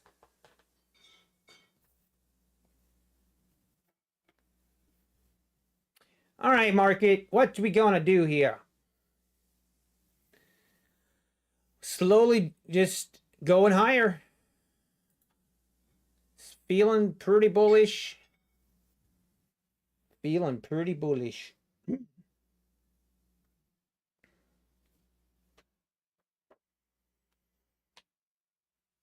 No, John, I think I appreciate your comments and they're very valid, and I think they're very valid, and it's a great discussion, to be honest. I feel like it's a really good discussion because it's those two sides that you kind of weigh against each other, and I sometimes I'm not even quite sure how I feel about it. I think you're right. On the long run, you'll make money because you increase confidence, raise your lot size, and make more money in the long run. Also, you are wasting time with passing combines instead of trading. Right. Yeah, that definitely is a part of it as well, but it's just part of the game. Hey, Sun Park, everyone have a Merry Christmas. Thank you. I want to make sure I wish everyone a Merry Christmas as well. Oh man, it's crazy to think that Christmas is almost here. One thing that is weird here in Florida, like, it doesn't feel like it's Christmas. It doesn't feel right.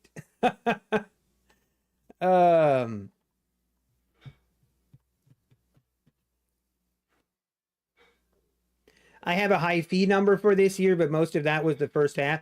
Again, like what I said earlier, just because you've gone through a lot of evals and you've cycled through a lot of PA accounts or whatever, like that is okay. And I think that is totally normal. I think that's okay. But I think the goal should be like for that to be less and less. Like we don't want it to just be a, you know what I mean? Or that's at least my goal, is it's part of the tuition. But we don't want that to just be the standard, and you know, hopefully at some point that can be lowered. All right, market up above the 630, testing the 630s now. I mean, it's just going higher, folks. Going higher. We did a bounce right off of that 480 level, and we have not looked back. We never even retested those lows or even came close to it.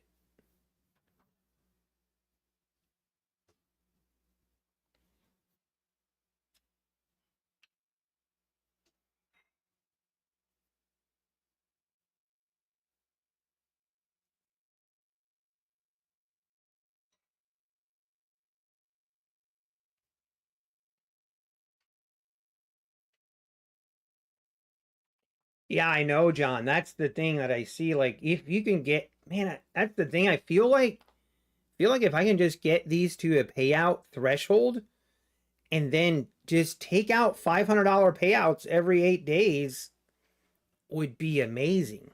Like, I mean, it's literally every 2 weeks. I mean, obviously, you're not going to have profitable days every 2 weeks. You're going to go through slumps, but even if you can get a $10,000 payout twice a month or once a month, it can really start adding up. And then if you start building a buffer, that's even better. Someone's trying to call me.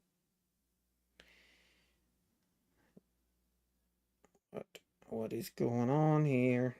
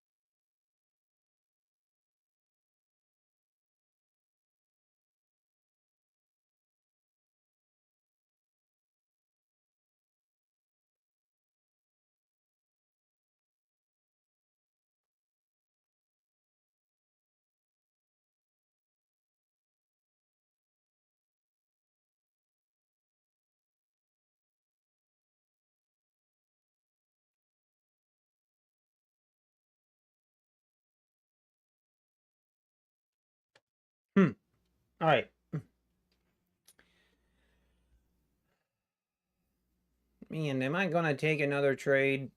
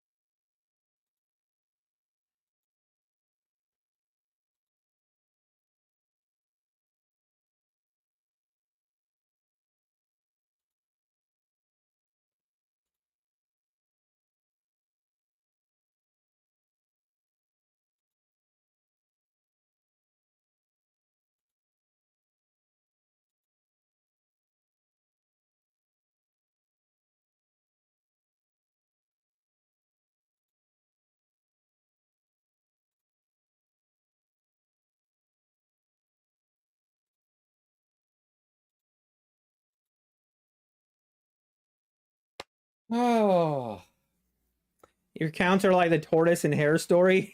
Yeah, it is, John. It is. It feels like it too. Yeah, you're like a couple times where you're like ready to almost ready to throw in the towel. Almost ready to throw in the towel, like, yeah, these accounts aren't going to survive. And then they get rejuvenated. And now we're at the point again where, like, right now we're right on that cusp of, are we going to break out and kind of, you know, take off? Are we going to take off? Or is this just another double top? That's the question. Please, let's not have a double top. Please. I beg. I beg.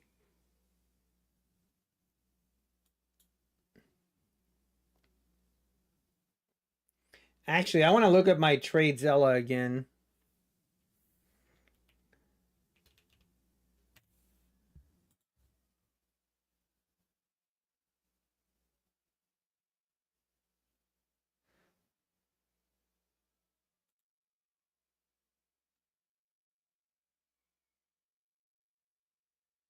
So Friday, Monday.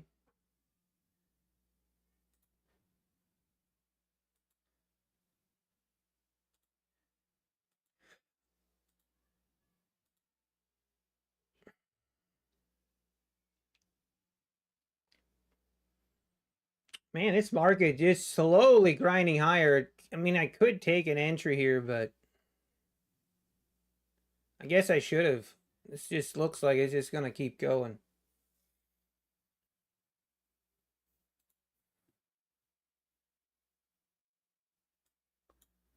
Just going to keep going.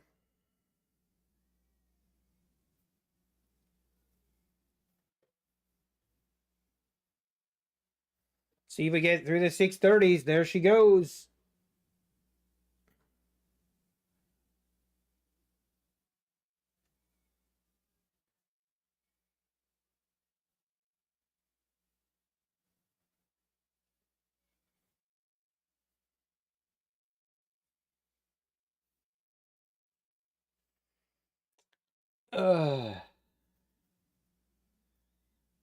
When you do the monthly Apex recap, might be a fun live.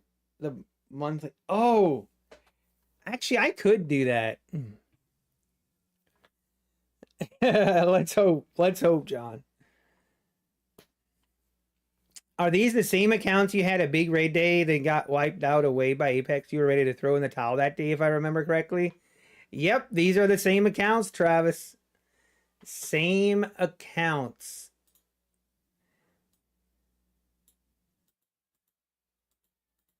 We definitely caught a good fortune.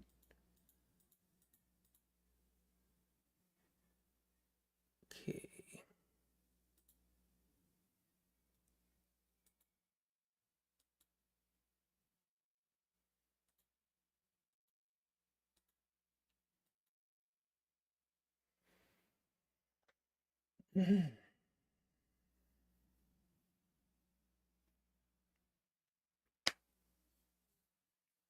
I should actually, John. That's a pretty good idea.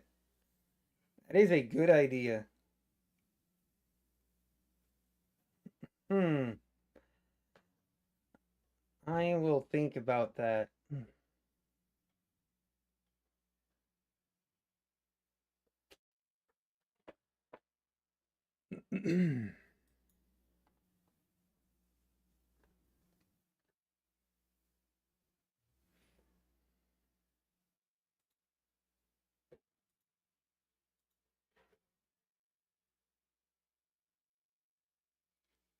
All right, market just continuing to crawl higher. Slow, steady. Probably could have taken a couple trades on this move higher, but just did not really, didn't really see, wasn't really paying attention. Didn't really see it.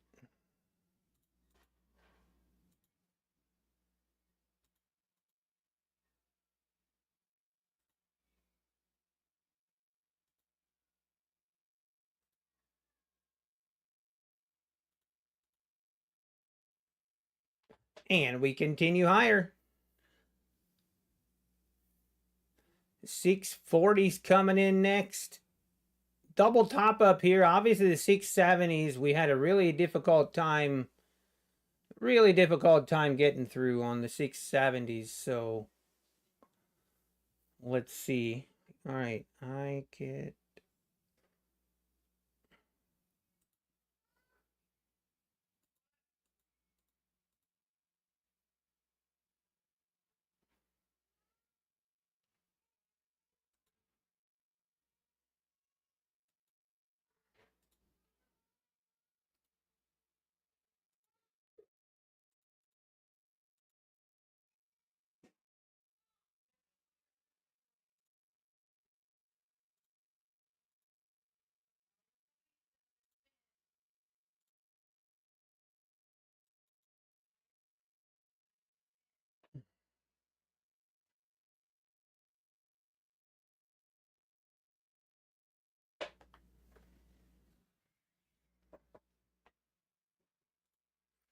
All right, here's the new trade Zella. Did we not wait? Oh yeah, I didn't trade Friday. Jeez.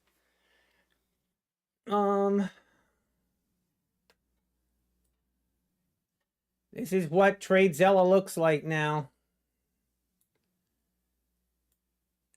This is what I mean when we need to have a breakout. We cleared the previous high. Now we just need to keep going. Gotta keep going, man. My win percentage is definitely not as good as I would like to see it. But for the month, we had, so for the month of November, actually, let's go all the way back when we started. September, small green month. October, $8,000 month.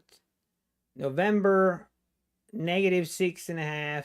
And then December, we're at 11.6. So if we don't do anything stupid the rest of the day, this will be our biggest month to date. But the other thing that you have to remember, is this is, I started out with 11 accounts and then I added 5 more sometime in October, I think, and then I added 4 more today. So that will obviously that'll mess with the overall P&L a little bit just because we have more accounts. I'm stacking a short position all this rally. Uh-oh. Maybe you'll be okay. This is now pulling back a little bit. Pulling back a little bit here.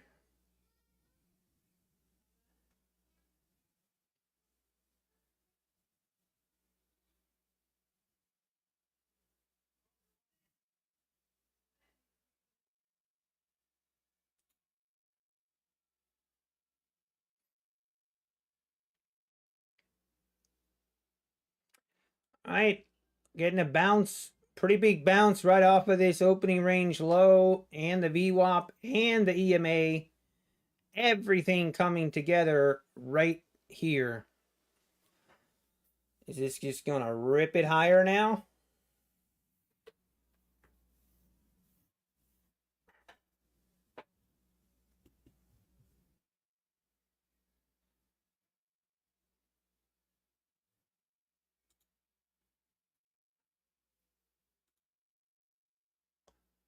Hey, it's look, if we can get below this 600, I feel like the shorts might have a chance. I might not take another trade today, honestly. I don't see the risk. The risk is not worth it. Where's Kellyanne? Did I miss her?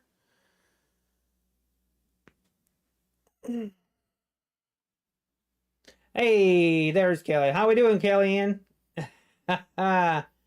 Mean and Green, Merry Christmas. Thank you, Kellyanne. Merry Christmas to you as well. The account which you buy today would be 6,000 drawdown instead of 7,500. Correct. Correct. And you can only have 5 accounts versus 7.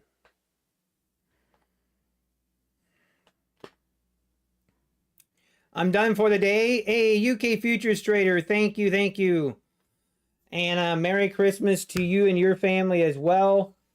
Thank you very much. And Merry Christmas.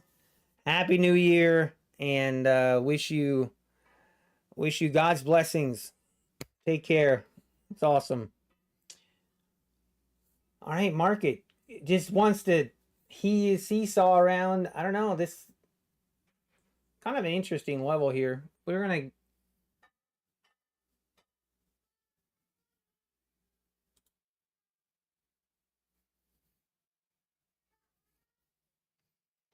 Hey, thank you, Reezy.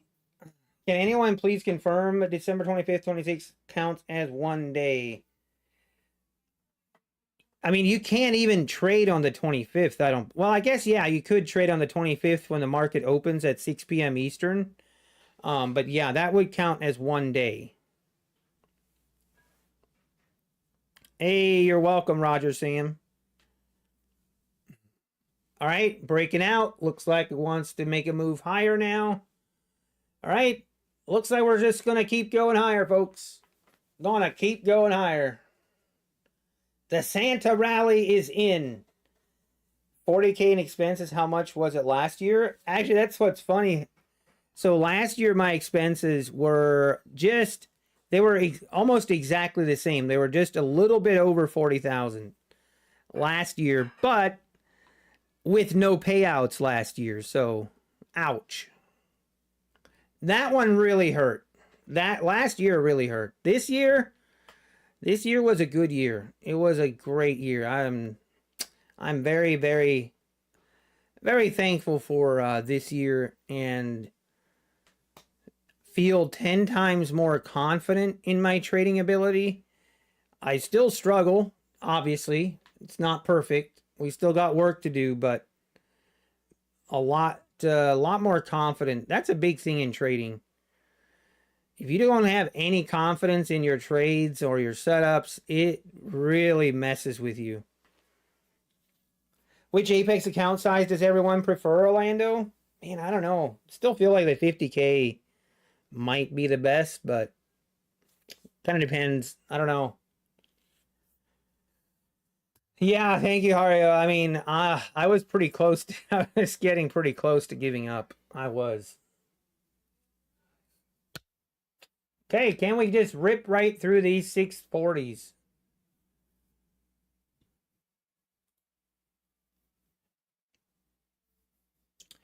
It's feeling pretty bullish. The 150K is your favorite? I do like the 150K, but getting it to a payout, the profit threshold, is definitely harder. Definitely harder than it used to be, but once you have it there, you have a really nice buffer, and you can keep the account for a lot longer, but it definitely takes longer to get there. They put me on probation. Wait, Sujay, have you still not received an email regarding your probation? Because there have been actually some people that have had it lifted. Yeah, man, hopefully that gets rectified. That's unfortunate. I feel bad for the ones that have been put on probation without really a good reason. I don't know what to say. It sucks. Hey, Trader Tate, you're trying out the 150K? Nice, nice. I kind of have the 300K account that I have is kind of an accident. Kind of an accident, but we'll take it. Okay, let's see us break out here above the 640s.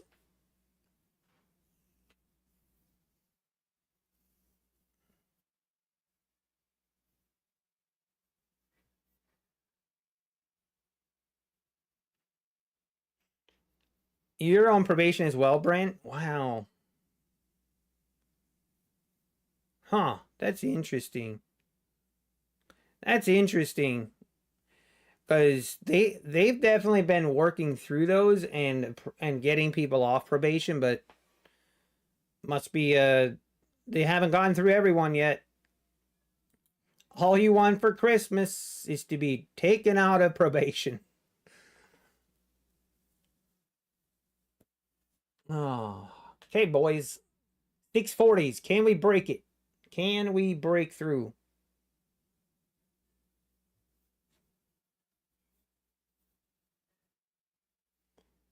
Maybe not. Maybe not. Back down we go.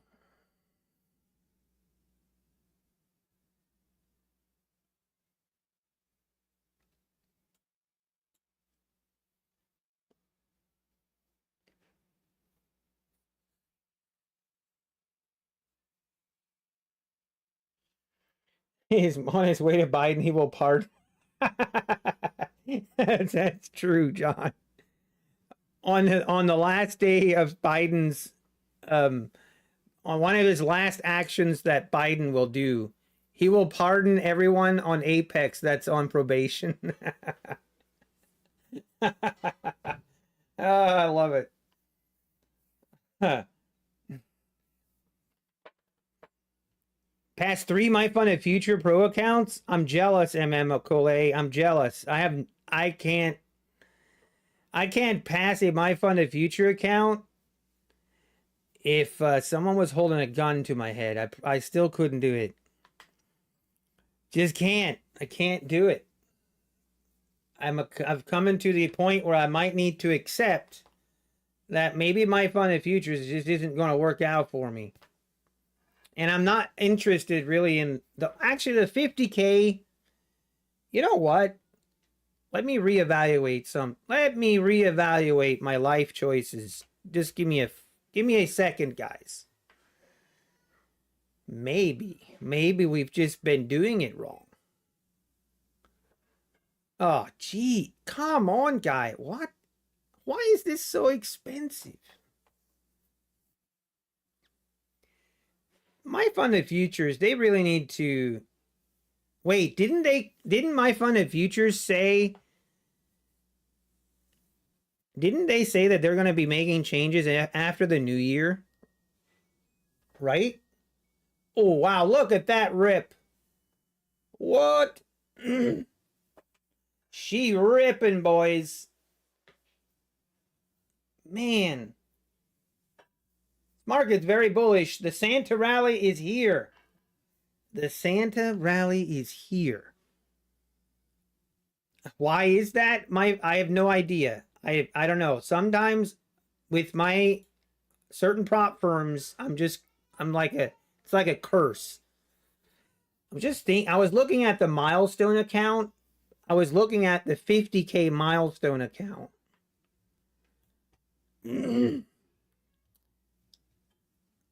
Could almost talk myself into just getting a 50K milestone account and just copy trading that with my Tradify accounts. Feel like the 100K is just a bad investment. Like, you have to make $6,000 and then you only get 2,500. I mean, the 150K milestone is not even a discussion point. If you use the 150K milestone, you need your head examined. That's a terrible account. I'm sorry to say, but it is. Nobody told the market that Santa's not real. I know. Market don't care. This market is on something, I'm telling you. Feels bad. I'm trying to think what I want to do. I need to decide. So here's the thing. Starting 2025, I kind of want to have everything ready to go. Like, it's my OCD in me. My Apex accounts, everything's fine. Everything's great. I got my Apex accounts. My Apex accounts, I feel really good about them. We're ready to roll into 2025, and we're ready for great things. It's going to be great. It's going to be the best ever.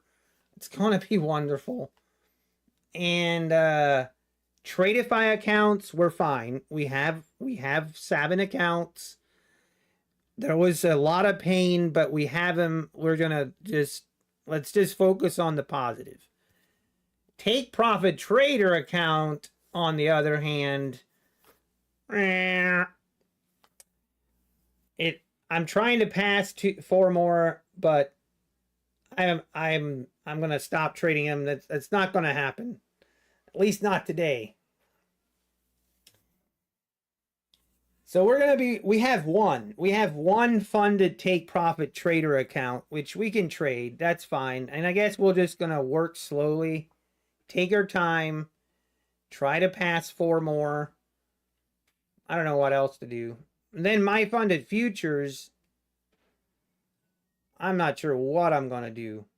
I kind of wanted to give my funded futures a try, but I bought the accounts and now I've done 3 resets on those accounts. That's how bad it's been. Some of it was revenge trading on Friday, but just not been trading them really well.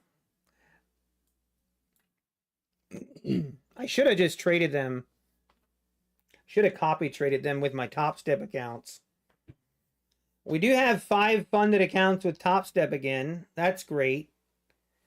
So let's do some calculations. So we have 5 Top Step accounts, 150K funded. Then we have currently 1 Take Profit Trader account.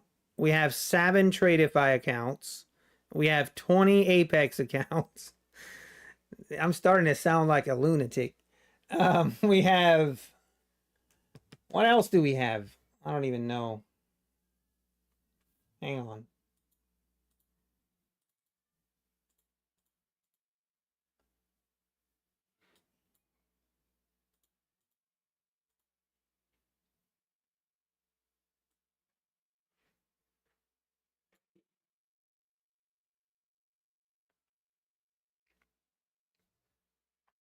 Here, I can show you.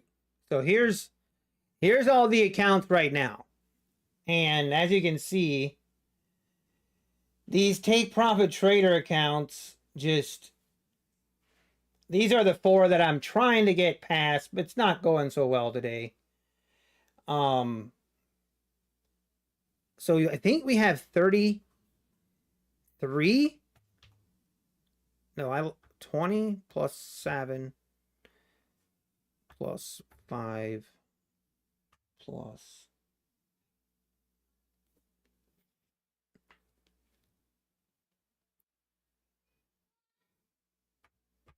Yeah, right now, as of right now, we would have 33 funded accounts. Right now. If we get 4 more Take Profit accounts and we get 3 more... If we get 3 more My Funded Future accounts, we would have 40 total funded accounts. That was kind of my goal. Getting 40 funded total. It's just a matter of getting there.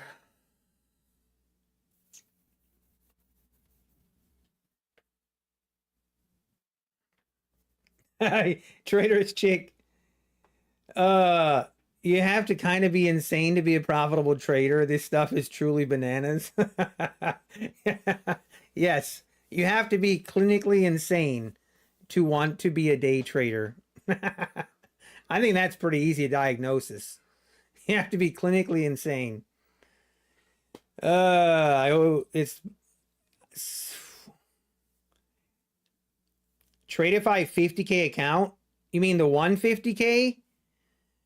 Tradeify 150K account is like 450 bucks. It was like a $3,000 investment on these 7 accounts. So we better get a payout, or we might have I might have to have a meeting with my financial advisor, aka my wife.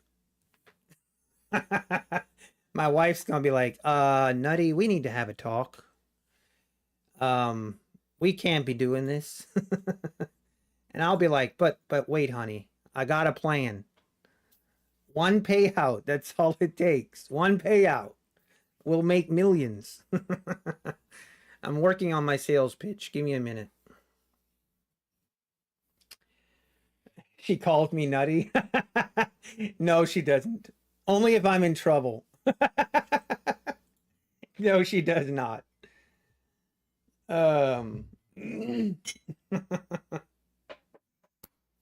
Oh, and we have the one live account. So we would have 41 total accounts.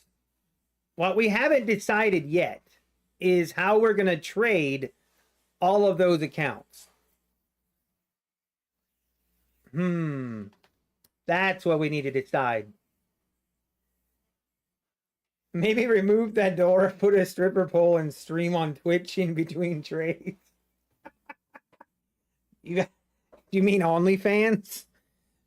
We need to pay for these evals somehow. 2025 is going to be crazy, folks. You're not going to want to miss it. I'm just kidding. I would never do that. By the way, guys, I wanted to talk to you guys about this. Did you guys see the video? Did you guys see the video on the... There's a video that came out yesterday or 2 days ago, and it was regarding the browser extension Honey. Oh, the 50K account at Tradeify? Hang on. I mean, I don't even know, but I am officially an affiliate for Tradeify. I'm not really promoting it yet. I want to do a video, etc., but I decided I might as well. NBT will get you the best code or the best discount if you want to support the channel. If you don't want to support the channel, then please don't use my code. Use someone else's. I will say I of all these prop firms that have been new, I know I keep warning people that, you know, don't go with the new prop firms. And I still feel that way. Like, I do want to be very cautious about it, but I do like what I've seen with Tradeify has been... Tradeify, I feel like, has definitely been the best of the new prop firms. No, no question about it. And hopefully it'll continue. But they have definitely been doing things the right way. The new dashboard they have is pretty crazy. That's really nice. And I do like it, but the straight to funded accounts are just expensive. It's just the way it is. But yeah, so about the Honey scam. Did you guys watch that video? That's crazy.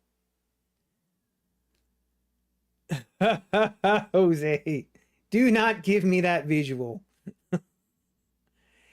The 50K account at Tradeify, okay, I know you can get a 35% discount right now, like if you use the code NBT, and 375 is the, or no, 549, I'm sorry, 549 times 35%.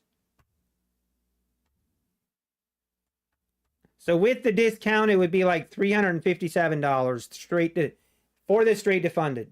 Yes, the straight to funded has a 20% consistency, like most straight to funded does. They also, you can also do evals with Tradeify, so there is that option as well. Sorry, Qit Gaming.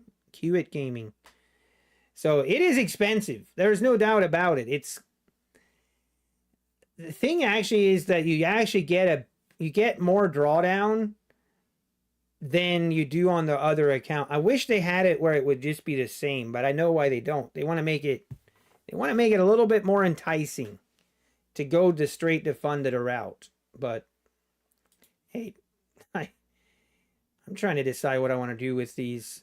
I'm trying to now decide, do I give up on, so the starter plan, the starter account for my funded future. Feel like the starter account for my funded future is the account I would prefer to have. Unfortunately, I can't seem to pass it. Maybe I just need to be patient. Actually, I'm going to do that. There's no need to... I have spent enough money the last week that I do not need to buy... I don't need to do that.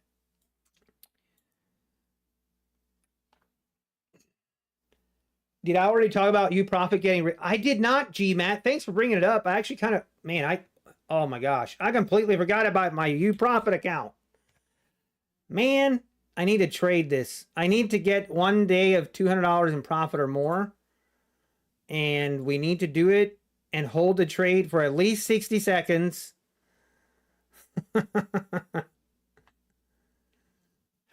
But yeah, please, guys, don't use you profit.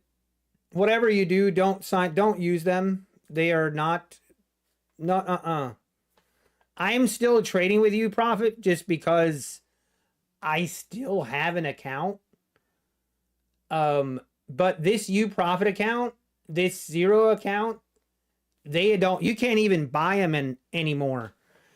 And I remember, like, this is just another example of, I remember when I first saw these accounts, the 50K zero accounts, when I first saw these, my immediate thought was, there is no way, like, I'm like, there's no way that they can offer this product. Like, the product was too good. There were literally no rules. Now, since then, they've retroactively changed the rules.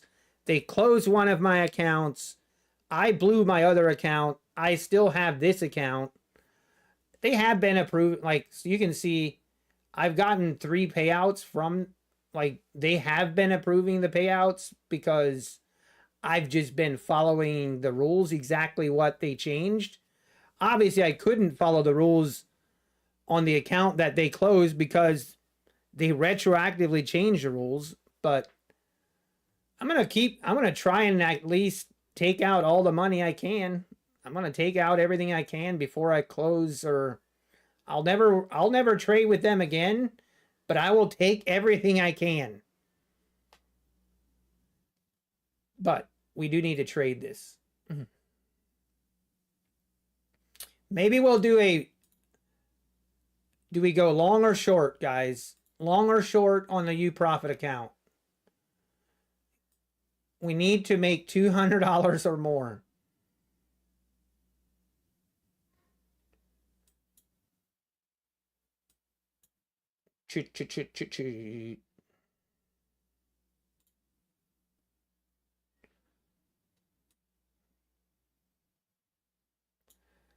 Everybody says, yeah, don't use U profit. Exactly. That's what I said, Viter. Don't use them. Maybe I shouldn't even show it. I feel like we should go long too. I do kind of agree, but prefer to get in on a pullback here.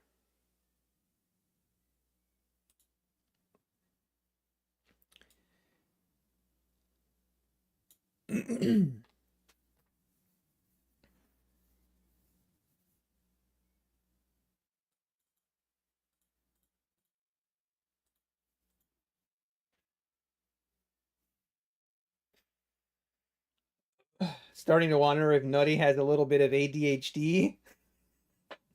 I'm pretty sure I do. I'm pretty sure I do. What about Top Step? Well, we have 5 Top Step funded accounts. Not activated yet, but I guess we're using Top Step again. Against my better judgment, I said I'm not going to use them again, and now here I am. So, I don't know. Go market, go.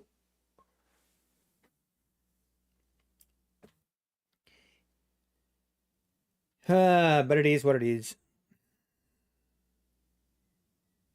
One thing I have seen that a lot of people have been saying that it's taking a lot longer to get their payouts from Top Step than it has in the past. So kind of interesting.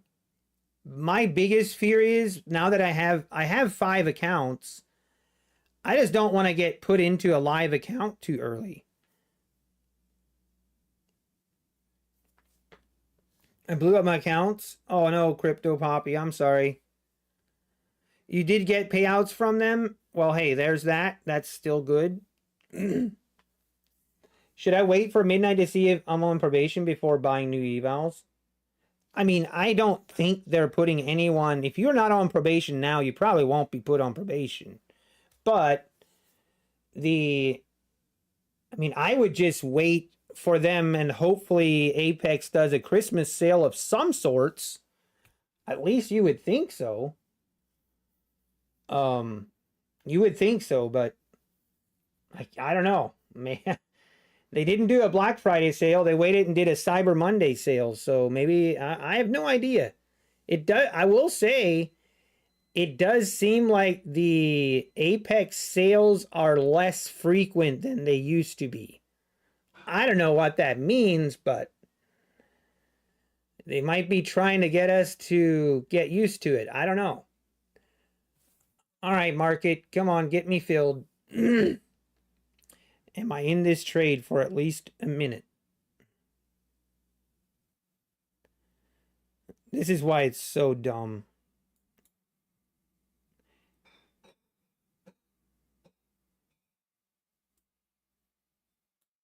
Like every time now, like with you profit like this, whoops.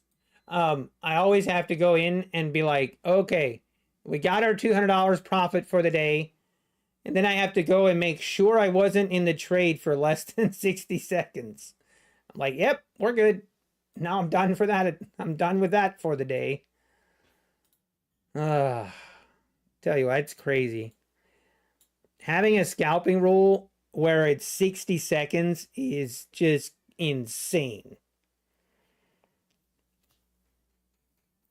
They should quit doing them to help curb the gambling traders.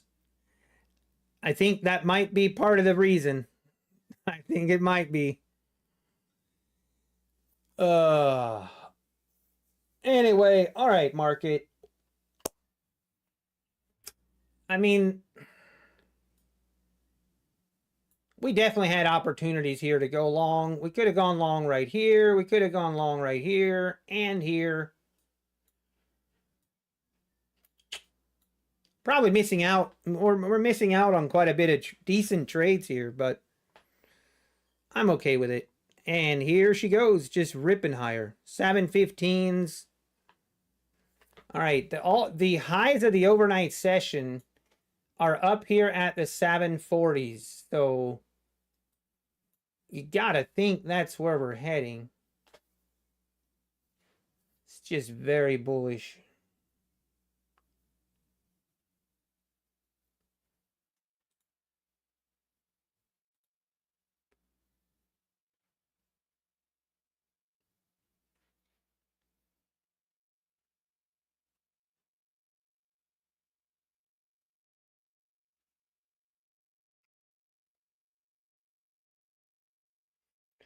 $80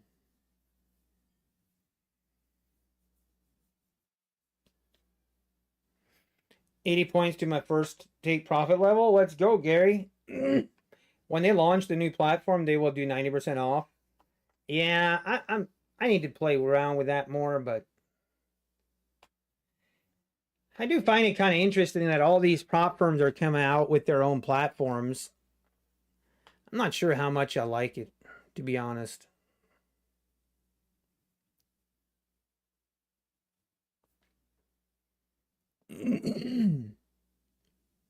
What do I think of Take Profit Trader? Is it worth using them? iShack, I mean, I think Take Profit Trader is fine, but they're probably the hardest prop firm to pass and the hardest to get a payout, in my opinion.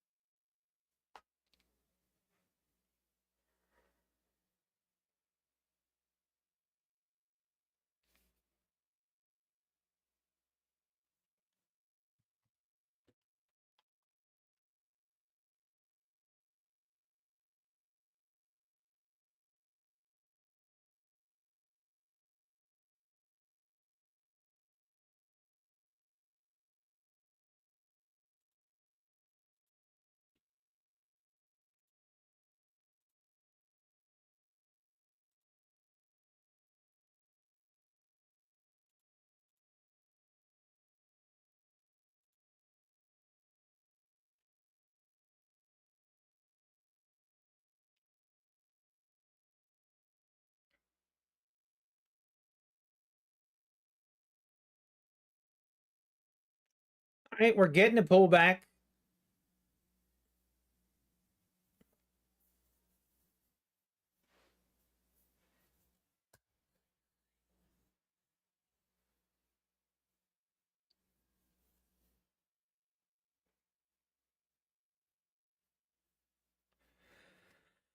You saw the story of the code writer for Apex leaving when John became partner. Apex leasing platform from that person at the moment. That's why the beta platform.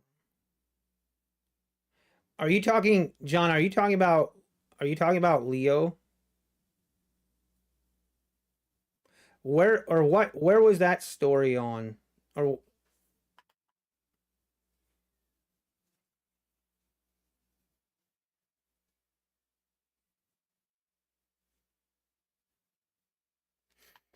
yeah, and he started the new, like, he has day traders. I mean, that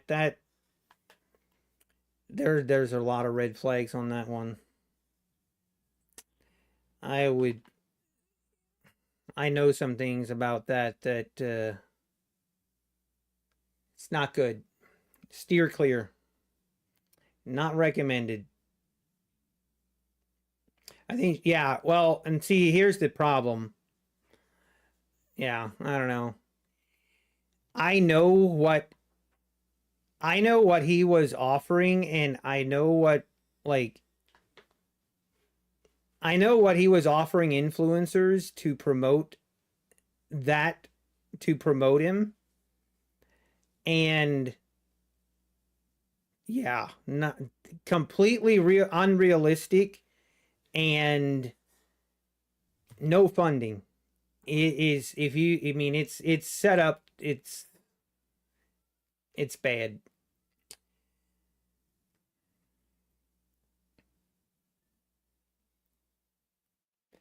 It's not good.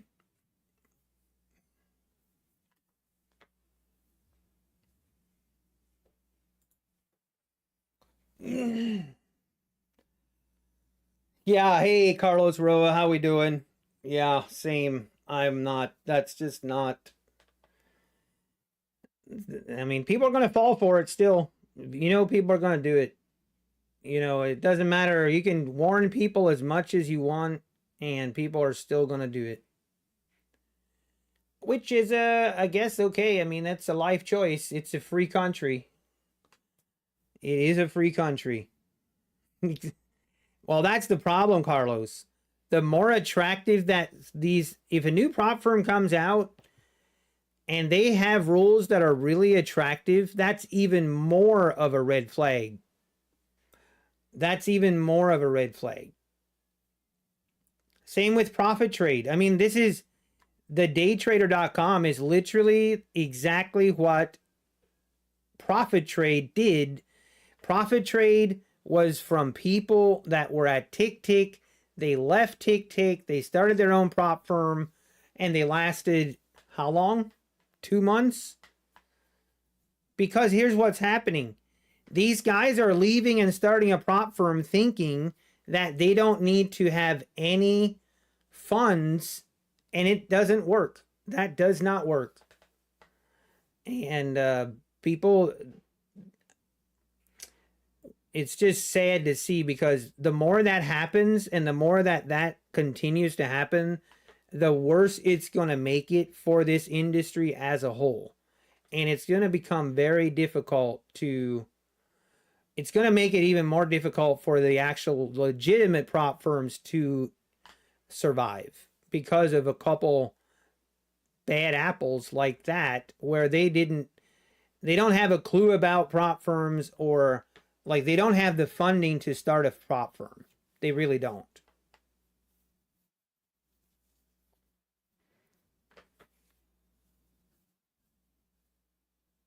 Exactly, Canberra trades. And I think if you start seeing, I would have some serious, I mean, yeah, new prop firms that come out that you haven't heard of, and they're promoting, and then they're advertising some great rules and way too good to be true stuff. Make mental note of those influencers. Make some mental notes of the influencers that are doing that. There's a reason. And it's not out of the goodness of their hearts. They're not there to try to help you, trust me.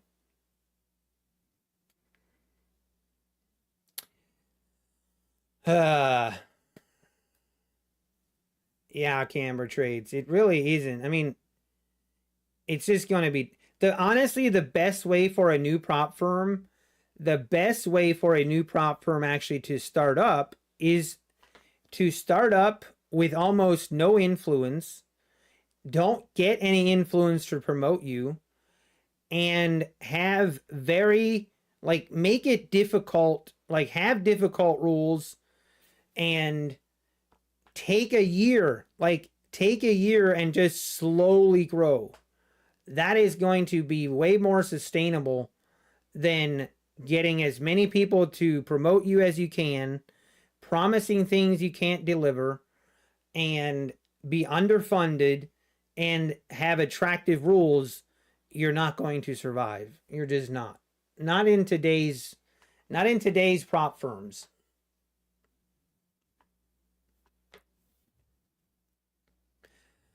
All right, feels like we're kind of starting to roll over here. She kind of wanting to roll over.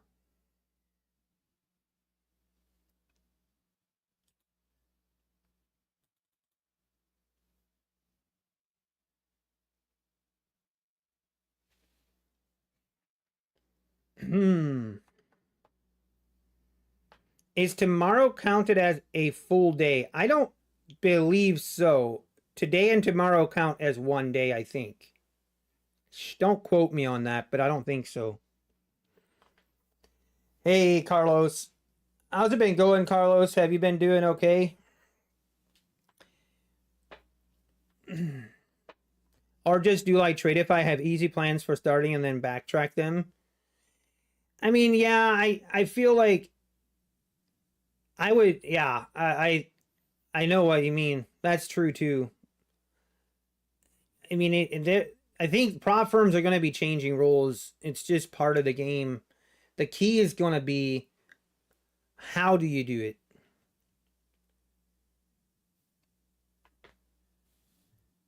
Yeah, exactly, Camber trades. FTT rug pulled 10 million in payouts.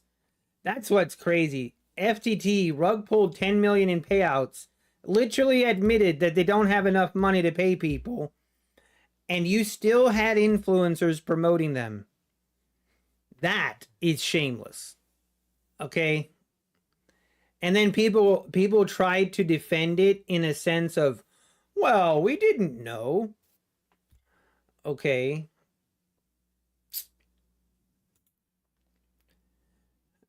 Anyway, whatever. What's the indicator you're using to calculate the IB high preload? John, that is the indicator from Trade Devil Indicators called the initial balance. Initial balance. Who is trying to call me? Stop it.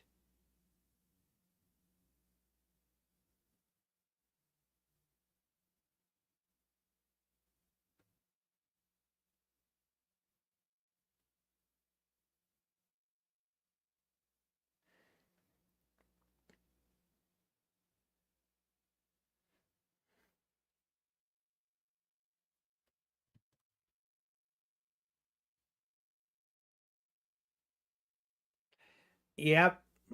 Yeah, Camber. Yep.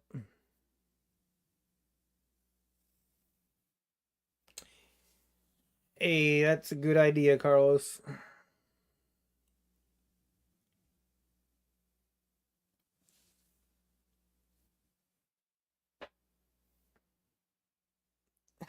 Sorry, Red Poker. Please take my call. uh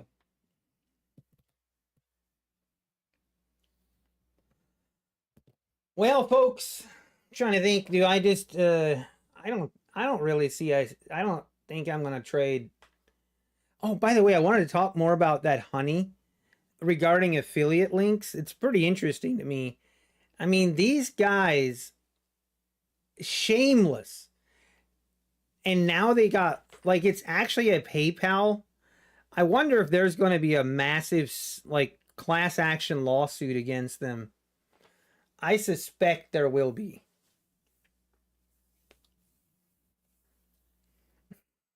If it's a margin calling, block the number. I've heard, like Robinhood, if your account went into margin, you just delete the app and you'll be fine. Too funny. It's like, yeah, just delete the app. I'm sure no one will notice. No one's keeping track. But so Honey is a browser extension, and it's supposed to automatically find you the best coupon codes, okay? And it was literally only there to steal any affiliate link.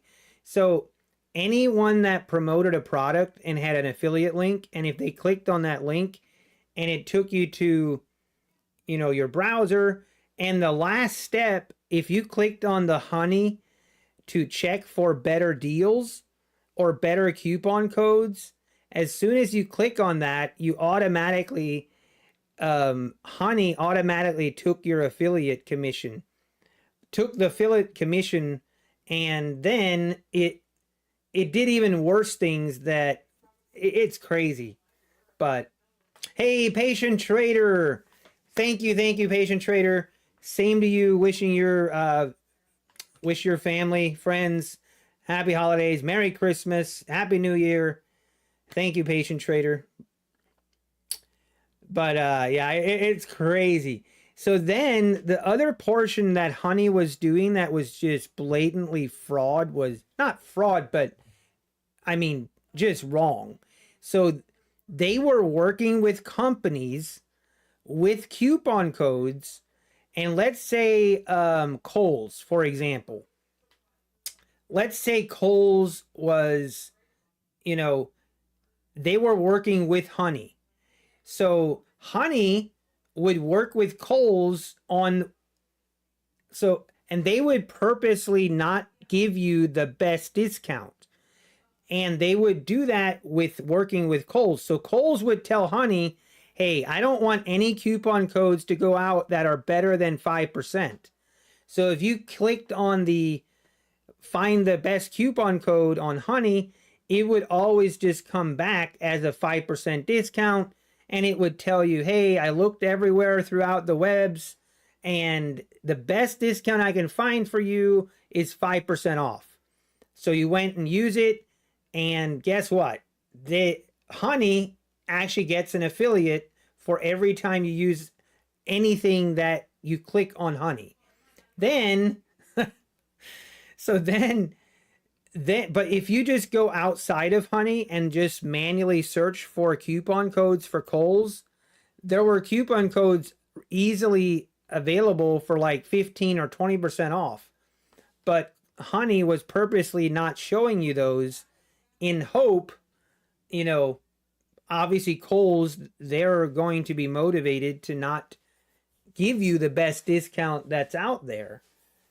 Just overall, I mean, a sleazy, scammy, and it was another one of those moments where I remember, I'm sure you guys remembered as well, like a lot of influencers, a lot of YouTubers were promoting Honey at one point.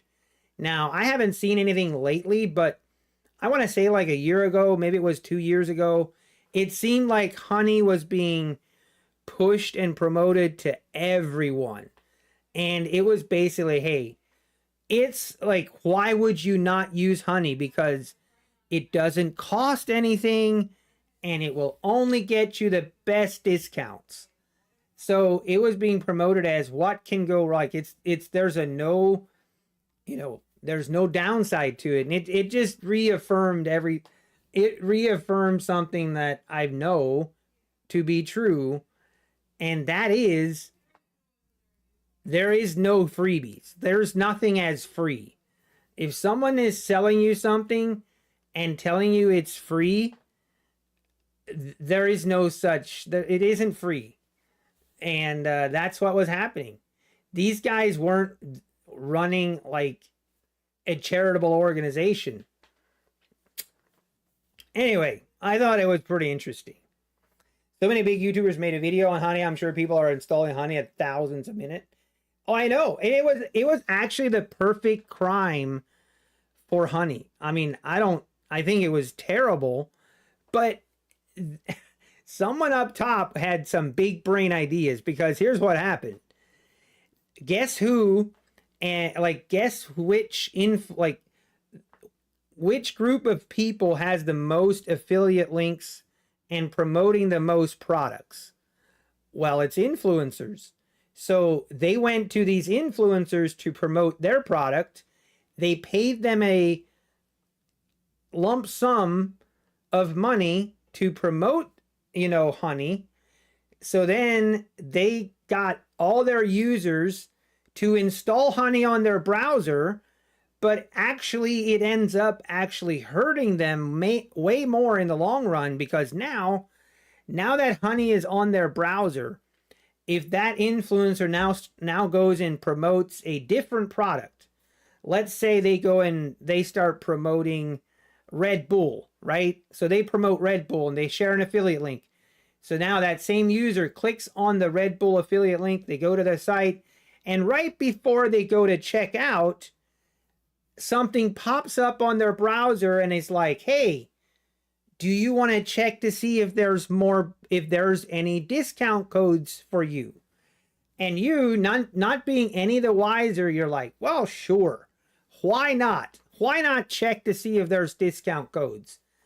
And as soon as you click on that, boom, immediately the link that you clicked on for the influencer is no longer valid, and now that is going directly to honey. I mean, it's like the end user isn't really that affected. Like, it's not really that the end user's getting shafted here.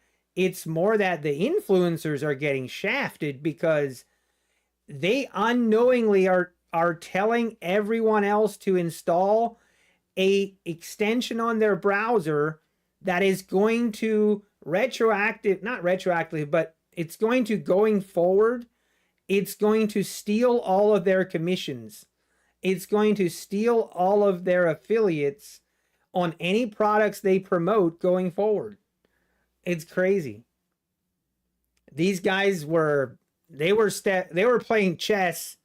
The influencers were playing checkers. Oh, it's terrible. I mean, I suspect there's going to be massive lawsuits. There's going to be massive lawsuits happening. Anyway, that's the sum of honey. But yeah, you're right. It is now a company owned by PayPal, and I made sure I didn't have anything like that on my browser. So yeah, it's crazy. It's I tell you what, it's crazy.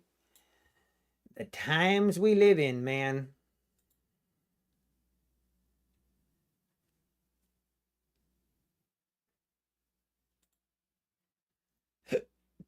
Hmm.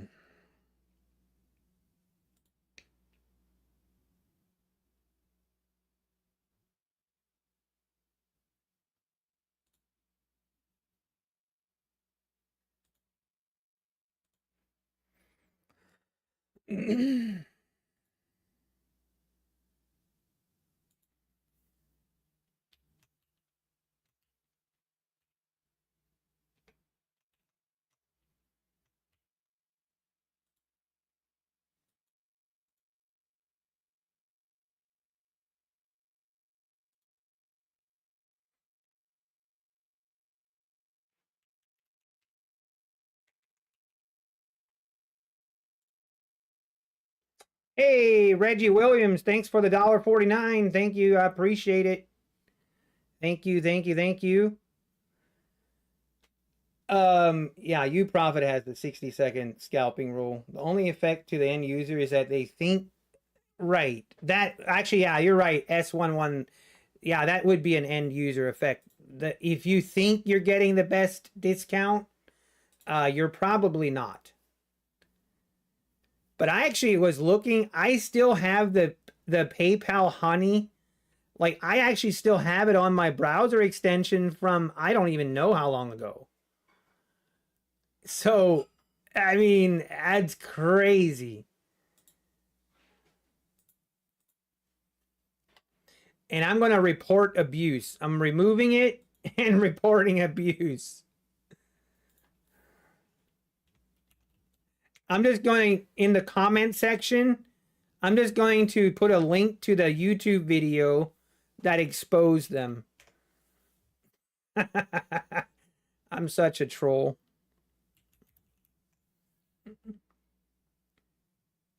But if you're not sure, if you want to watch the video, let me share it. Because this is actually, well, this is worth watching.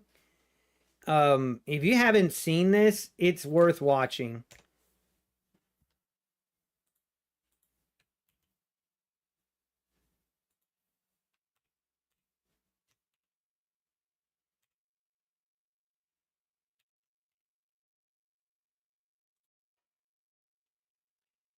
Why did those people make your AI even more hairy? Okay, do we need to talk about this? These guys, they keep doing me even dirtier. Somehow, they made me even more hairy than I have been in the past. Here, we actually have to show you guys. It's that bad. I shouldn't be advertising this, but it's fine. It's funny. Hang on. Let me find it again.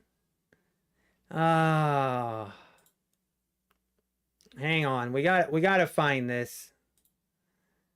It's just wrong. These guys are doing me dirty. Like really dirty. What did I do to deserve this? I'm starting to wonder if this is like an alt account that's being run by Kellyanne. I'm wondering. They have a lot of the same stances that Kellyanne has. I do find it kind of interesting. Like earlier in their video, they were talking about how new prop firms are a big red flag and you shouldn't be using them. And then later in the video, they were like oohing and awing over Joom and his, that he's going to be starting a new prop firm and how great of a prop firm this will be for Joom. And I'm like, huh? What's that about? I mean, hello. I'm kind of surprised that people didn't comment about it, but it's like, okay, that's a bold take.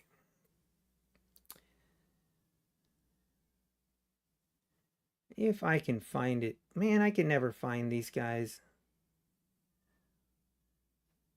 Yeah, they did, Brent. No, I like them, but I don't know what I did. Why do I deserve? They keep making me more and more hairy. Oh, I mentioned the $800 one too many times. We can't talk about it. Uh, Coach Captain Crunch. I'm trying to find it. Okay, someone tell me the channel name again. I can't find it. Oh my goodness.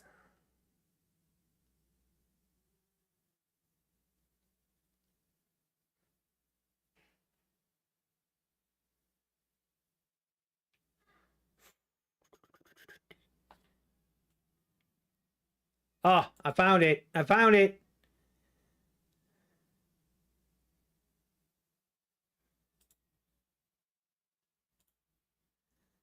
All right, here we gotta talk about. This is what we gotta talk about. They just keep doing me dirty.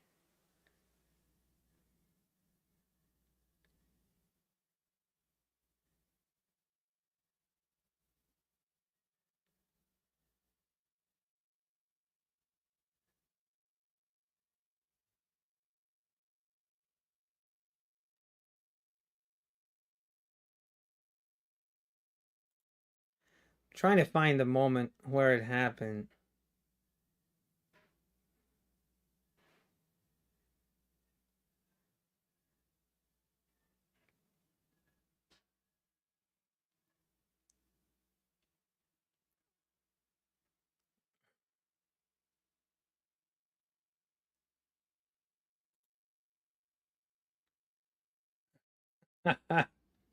Yeah, it's toward the end, and I can't.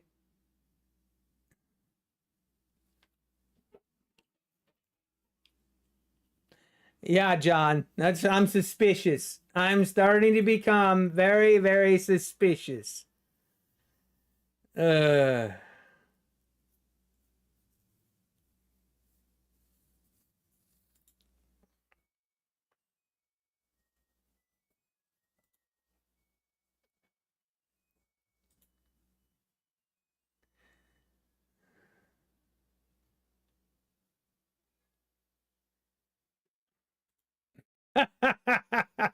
oh my God.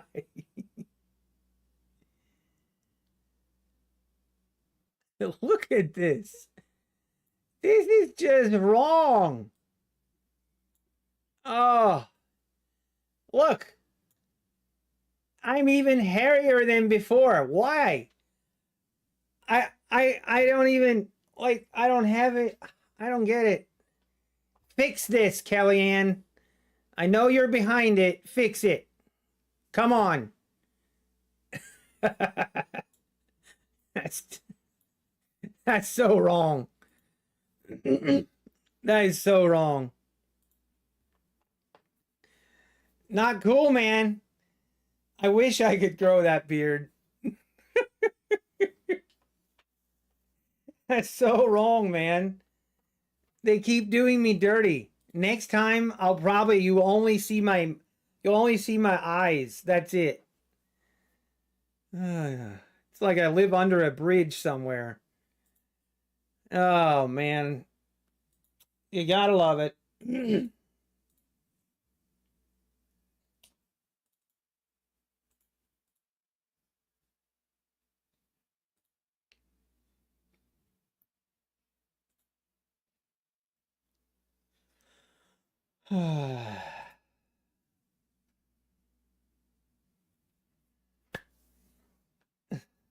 Let's see the video. The video is kind of long. You have to watch it yourself. It was only on there for like a split second, not long, thankfully. Someone who know you've been complaining about it. I don't even care. I think it's funny. uh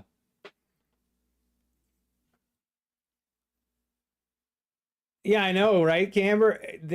I'm telling you, I'm gonna hold Kellyanne accountable for it until proven otherwise. Because she's good friends with Joom. Like everything lines up with what she like. Everything is like the same. I don't know. It just looks suspicious.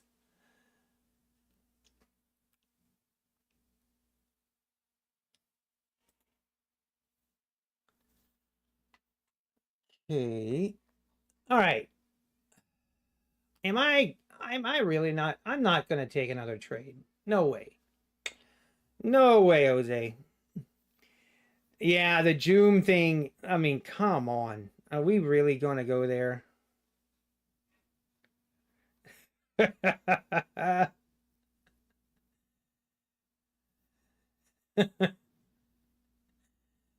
uh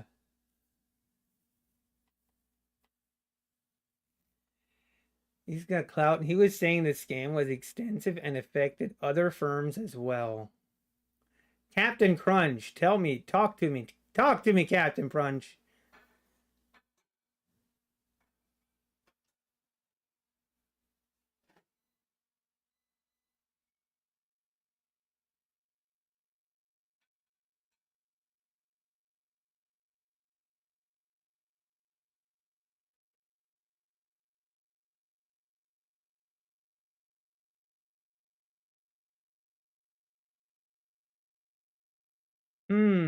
I see.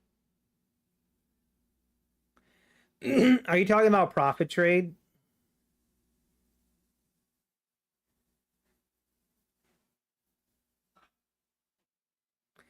Or who was saying that, Captain Crunch?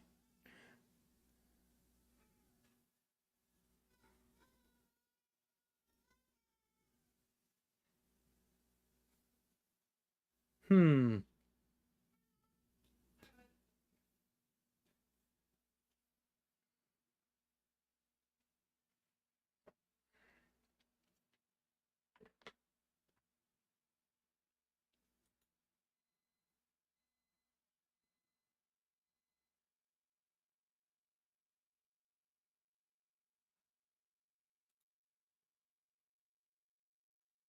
if I'm taking a trade, no.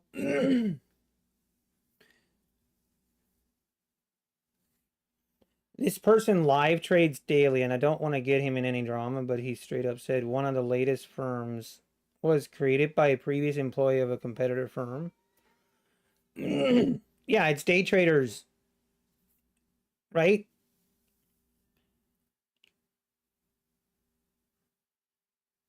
And that the person running the new firm was let go.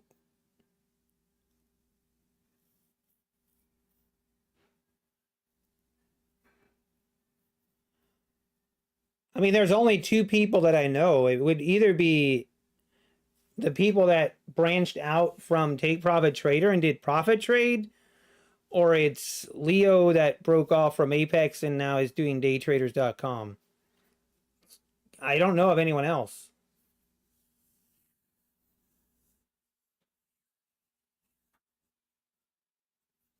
We don't need to know what streamer said it. I don't mind that, but it's got to be one or the other.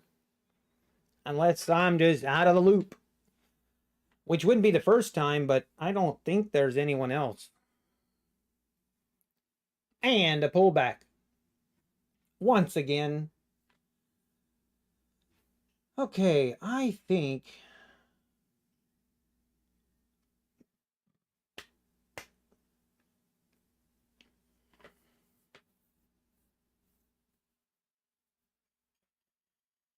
oh, you don't know which new. Oh, I see. I see. Yeah, then I'm pretty sure I know who it is. It's pretty sure it's daytraders.com. What? Yeah, it's fine.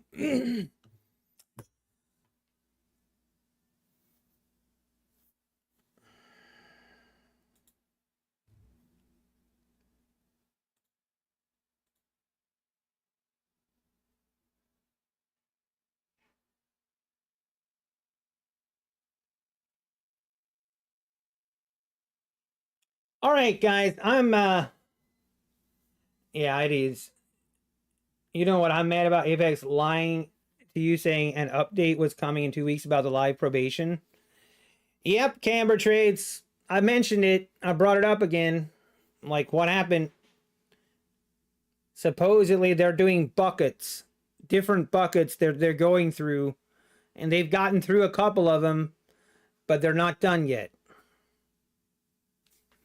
You know what I'm going to start doing? I'm not going to repeat what I get said. I'm not going to repeat what gets said to me until I see a little better evidence and a little better reputation going forward, that a little more, well, I guess a little better history, if you know what I mean.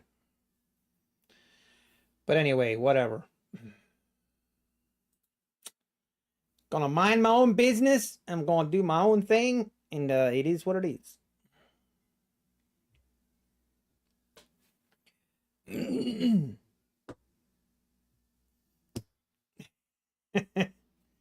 You're using Nick. If I've heard any about them, I have not.